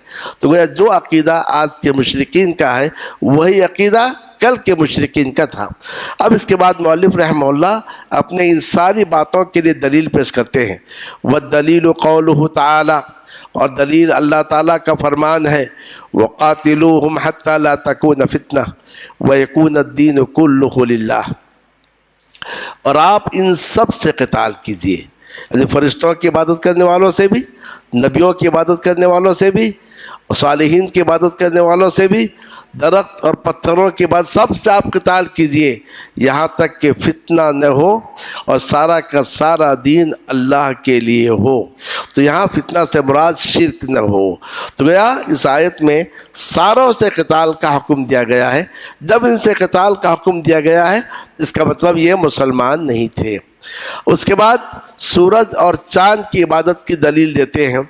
अल्लाह ताला का फरमान है वमिन आयातिहिल लैलु वन्नहार वश्शम्सु वल्क़मर ला तस्जुदू लिश्शम्सि वला लिलक़मर वस्जुदू लिल्लाहिल्लज़ी ख़लक़हुन इन कुन्तुम इय्याहु ताबुदून। और अल्लाह की निशानियों में से रात और दिन है, सूरज और चाँद है। तुम न सूरज को सजदा करो और न चाँद को सजदा करो, सजदा करो उस अल्लाह को जिसने इन्हें पैदा किया है, अगर तुम उसी की इबादत करना चाहते हो। गोया जब सूरज और चाँद के सजदे से मना किया गया, इसका मतलब उस ज़माने में ऐसे लोग भी थे जो सूरज और चाँद को सजदा करते थे। तो यह उस ज़माने में सूरज और चाँद को सजदा करने वाले, सूरज और चाँद की इबादत करने वाले लोग पाए जाते थे, इसीलिए इससे मना किया गया है। इसीलिए हमें भी 3 औकात में नमाज़ पढ़ने से मना किया गया है। जब सूरज निकल रहा हो, जब सूरज सर पे हो और जब सूरज डूब रहा हो।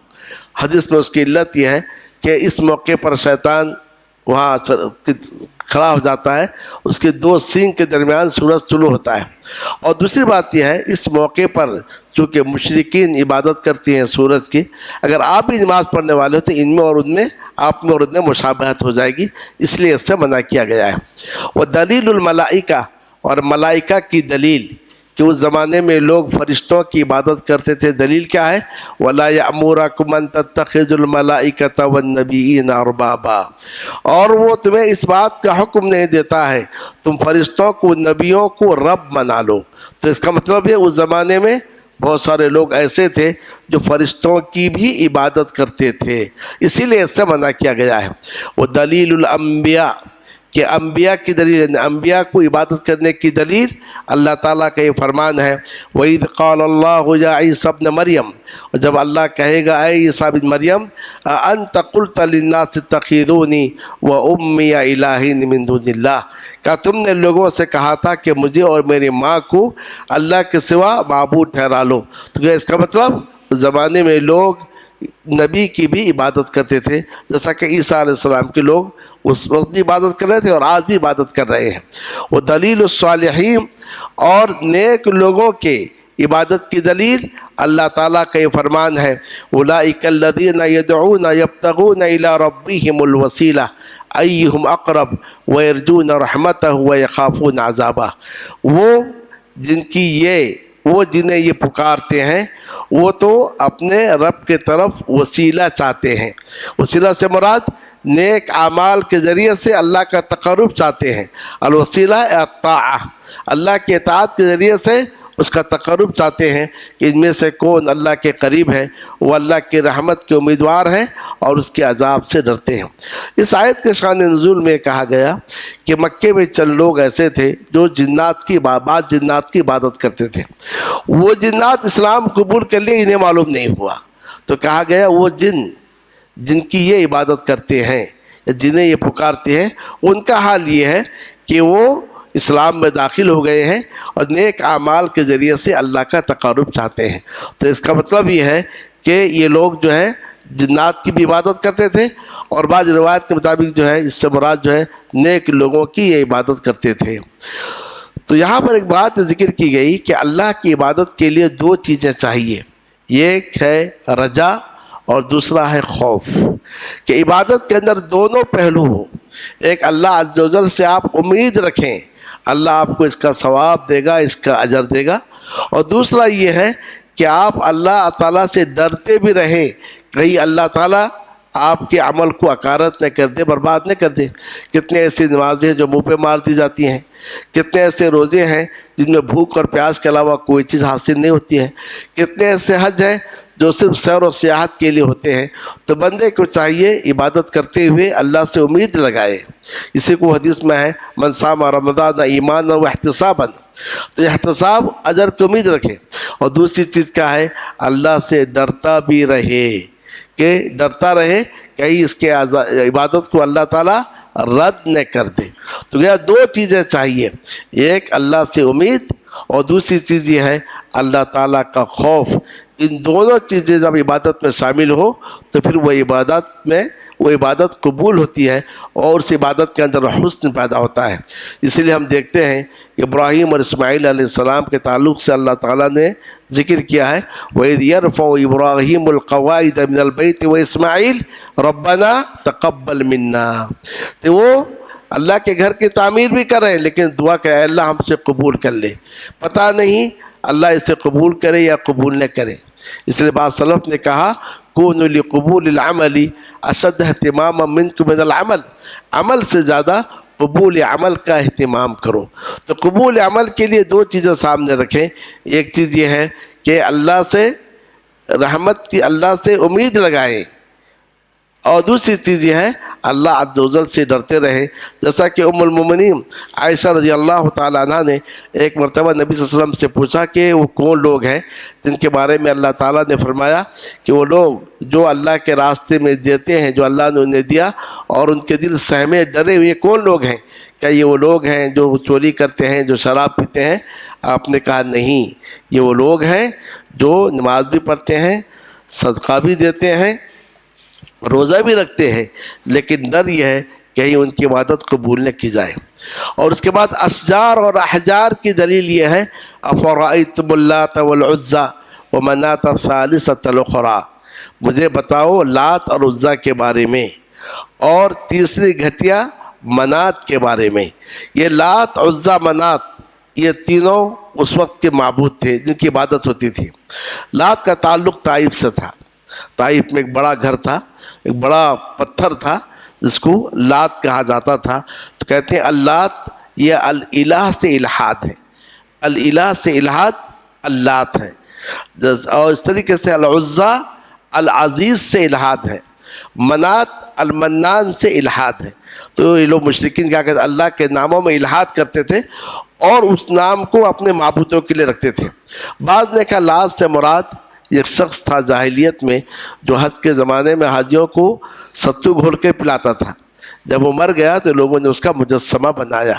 تو بہرحال یہ لات یہ معبود تھا جو طائف میں تھا، قبیلہ ثقیف والے اس کی عبادت کرتے تھے۔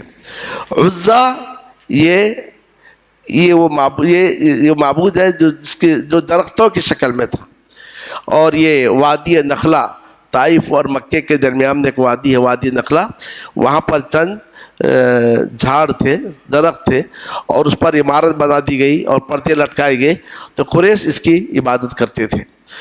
تو نبی صلی اللہ علیہ وسلم نے لات کو بھی گرایا اور اس طریقے سے عزیٰ کو بھی گرایا۔ تو عزیٰ کے لیے نبی صلی اللہ علیہ وسلم نے خالد ابن ولید کو بھیجا تھا، اور لات کے لیے مغیرہ بن شعبہ کو بھیجا تھا، اور ایسے ہی وہ منات الثالثۃ الاخری، اور منات یہ منات جو ہے مکہ اور مدینے کے بیچ میں ایک وادی ہے قدید یا قدید، تو وہاں پر یہ پتھر تھا۔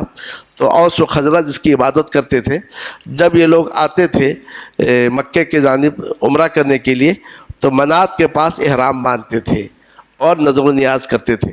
علی رضی اللہ تعالیٰ عنہ کو بھیج کر آپ نے اس منات کو گرایا، ڈھا دیا۔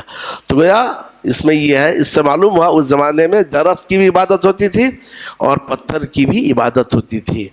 اور درخت کے لیے ایک اور مثال یہ ہے، ابو واقد اللیثی کی حدیث ہے، انہوں نے کہا ہم نبی صلی اللہ علیہ وسلم کے ساتھ حنین کے جانب نکلے، اور ابھی ہم کفر سے نکل کر اسلام میں داخل ہوئے تھے۔ مشرکین کے لیے ایک بیر کا درخت تھا جس کے پاس وہ اعتکاف کرتے تھے اور اپنے ہتھیار کو لٹکاتے تھے، جس کا نام تھا ذات انوات، یعنی لٹکائی جانے والی درخت۔ تو ہم بھی یہ ایک بیر کے درخت سے گزرے، ہم نے کہا اللہ کے رسول ہمارے لیے بھی ذات انوات بنائیے جیسا کہ ان کے لیے ذات انوات ہے۔ تو اس سے معلوم ہوا کہ اس زمانے میں درخت کی بھی پوجا ہوتی تھی اور درخت کی بھی عبادت ہوتی تھی جیسا کہ آج کے زمانے میں ہے۔ تو یہ کہنا اس زمانے کے لوگ صرف پتھر یا مورتی کی عبادت کرتے تھے نہیں، بلکہ اس زمانے کے لوگ بھی صالحین کی، انبیاء کی، ملائکہ کی بھی عبادت کرتے تھے۔ تو گویا عبادت کے کسی بھی قسم کو، کسی بھی نوع کو غیر اللہ کے جانب پھیرنا شرک ہے، چاہے وہ غیر اللہ نبی ہو یا ایک فرشتہ ہو یا ایک پتھر ہو یا ایک درخت ہو۔ یہ تیسرا قاعدہ ہے۔ تو یہ تین قاعدے ہم پڑھ لیے۔ پہلا قاعدہ یہ ہے کہ نجات کے لیے صرف توحید ربوبیت کا اقرار کافی نہیں ہے، کیونکہ مشرکین مکہ بھی اس کا اقرار کرتے تھے۔ اپنے اور اللہ کے درمیان میں کسی کو واسطہ بنانا، اور یا یہ کہ کسی کو کہنا کہ یہ اعتقاد یہ ہمارے لیے قیامت کے روز شفاعت کرے گا، یہی شرک کا ذریعہ تھا اگلوں میں۔ جیسا کہ آج بھی لوگ کہتے ہیں ہم فلاں کا دامن پکڑ کر جنت میں چلے جائیں گے۔ اور تیسری چیز یہ ہے کہ اللہ تعالیٰ کی عبادت کے کسی بھی قسم کو غیر اللہ کے جانب پھیرنا، چاہے وہ مورتی ہو، مجسمہ ہو، درخت ہو یا کہ فرشتہ ہو، نبی ہو، سارا کا سارا کیا ہے؟ شرک ہے۔ اب اس کے بعد جو چوتھا قاعدہ ہے، تو یہ اس چوتھے قاعدے میں مؤلف رحمہ اللہ اپنے دور کے مشرکین اور نبی صلی اللہ علیہ وسلم کے دور کے مشرکین کے درمیان میں مقارنہ کرتے ہیں کہ دونوں میں کیا فرق ہے، اور یہ مقارنہ کرتے ہوئے بتلاتے ہیں کہ اگلے جو مشرکین تھے ان کا شرک آج کے مشرکین کے شرک کے مقابلے میں ہلکا تھا۔ شرک ہی ہوتا ہے لیکن ہلکا اس انداز میں تھا کہ اگلے دور کے مشرکین صرف خوشحالی میں اللہ کو پکارتے تھے، لیکن سخت خوشحالی میں غیروں کی عبادت کرتے تھے لیکن سختی میں صرف اللہ کو پکارتے تھے. اور آج کے دور کے مشرکین کا حال یہ ہے، ہر حالت میں چاہے وہ سختی ہو چاہے وہ خوشحالی ہو، ہر حالت میں غیر اللہ کو پکارتے ہیں. ان مشرک کے زماننا اغلظ الشرک من الاولین، ہمارے زمانے کے مشرکین کا شرک زیادہ سخت ہے اگلوں سے. لأن الاولین یشرکون فی الرخاء، کیونکہ اگلے لوگ خوشحالی میں شرک کرتے تھے. وَيُخْلِصُونَ فِي الشِّدَّةِ، لیکن شدت میں اخلاص کرتے تھے، یعنی توحید کو اپناتے تھے. وَمُشْرِكُ زَمَانِنَا شِرْكُهُمْ دَائِمٌ فِي الرَّخَاءِ وَالشِّدَّةِ، اور ہمارے زمانے کے جو مشرک ہیں ان کا شرک ہمیشہ ہے، یعنی رخاء میں بھی، خوشحالی میں بھی اور شدت میں بھی. اور اس کی دلیل اللہ تعالیٰ کا یہ فرمان ہے، فَإِذَا رَكِّبُوا فِي الْفُلْكِ دَعَوُا اللَّهَ مُخْلِصِينَ لَهُ الدِّينَ فَلَمَّا نَجَّاهُمْ إِلَى الْبَرِّ إِذَا هُمْ يُشْرِكُونَ، جب وہ کشتیوں میں سوار ہوتے تو اللہ کو پکارتے دین کو اسی کے لیے خالص کرتے ہوئے. جب اللہ انہیں نجات دیتا کشتی کے جانب تب وہ اللہ کے ساتھ شرک کرنے لگتے. تو آج کے مشرکین اور پہلے دور کے مشرکین میں فرق یہ ہے، آج کے مشرکین ہر حالت میں چاہے خوشحالی ہو چاہے سختی ہو غیر اللہ کو پکارتے ہیں، چاہے انہیں واسطہ بنا کر پکارے لیکن غیر اللہ کو پکارتے ہیں. لیکن پہلے کے دور کے جو مشرکین تھے وہ مصیبت کے وقت میں، سختی کے وقت میں صرف اللہ کو پکارتے تھے، توحید کو اپناتے تھے، لیکن اور وقت میں خوشحالی میں اللہ کے ساتھ دوسرے کو شریک ٹھہراتے تھے.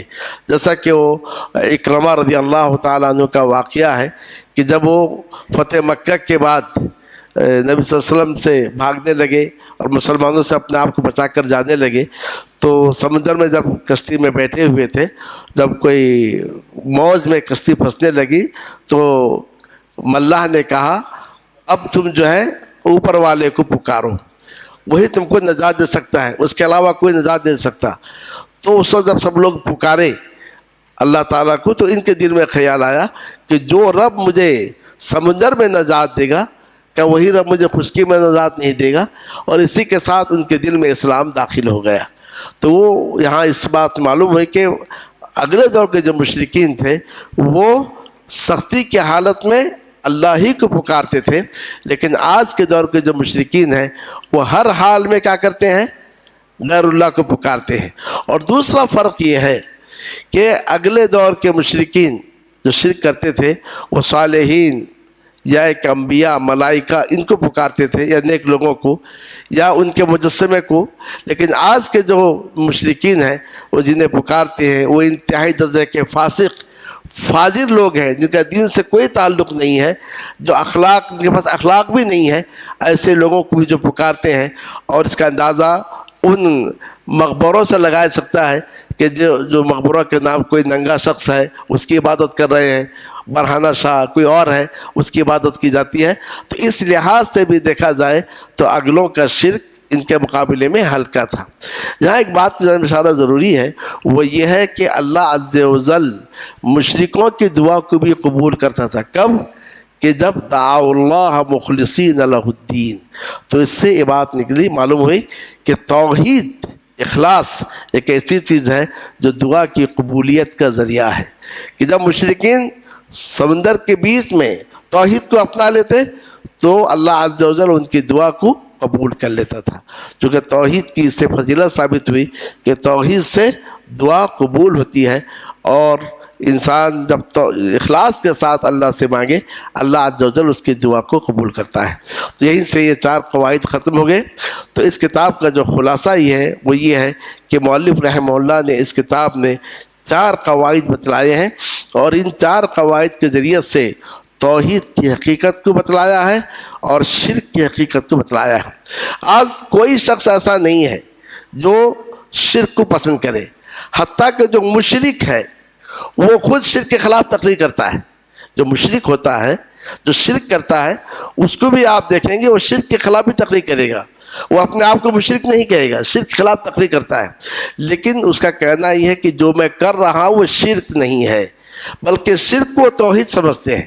تو یہ جاننے کے لیے کہ آپ جو کچھ کر رہے ہیں وہ شرک ہے یا نہیں، تو اس کا اندازہ کس سے لگایا جائے گا؟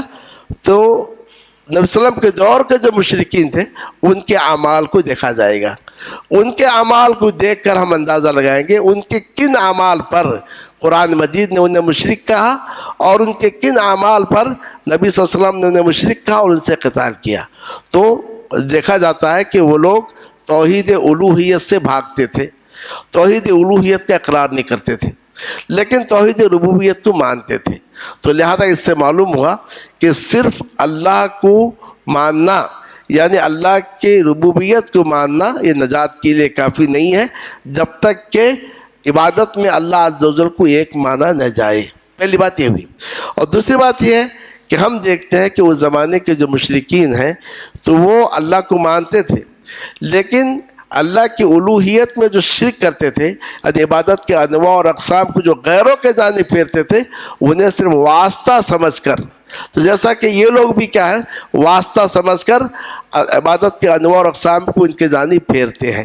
تو لہذا آج بھی کوئی شخص اگر اللہ کو اپنے اور اللہ کے درمیان کسی کو واسطہ مان کر عبادت کے انواع اور اقسام کو اس کے جانب پھیرے، اس کو پکارے، وہ بھی مشرک ہے، چاہے وہ نماز پڑھے، چاہے وہ روزہ رکھے، چاہے وہ اپنے آپ کو مسلمان کہے، کیونکہ اسی بات پر مشرکین مکہ کو مشرک کہا گیا تھا.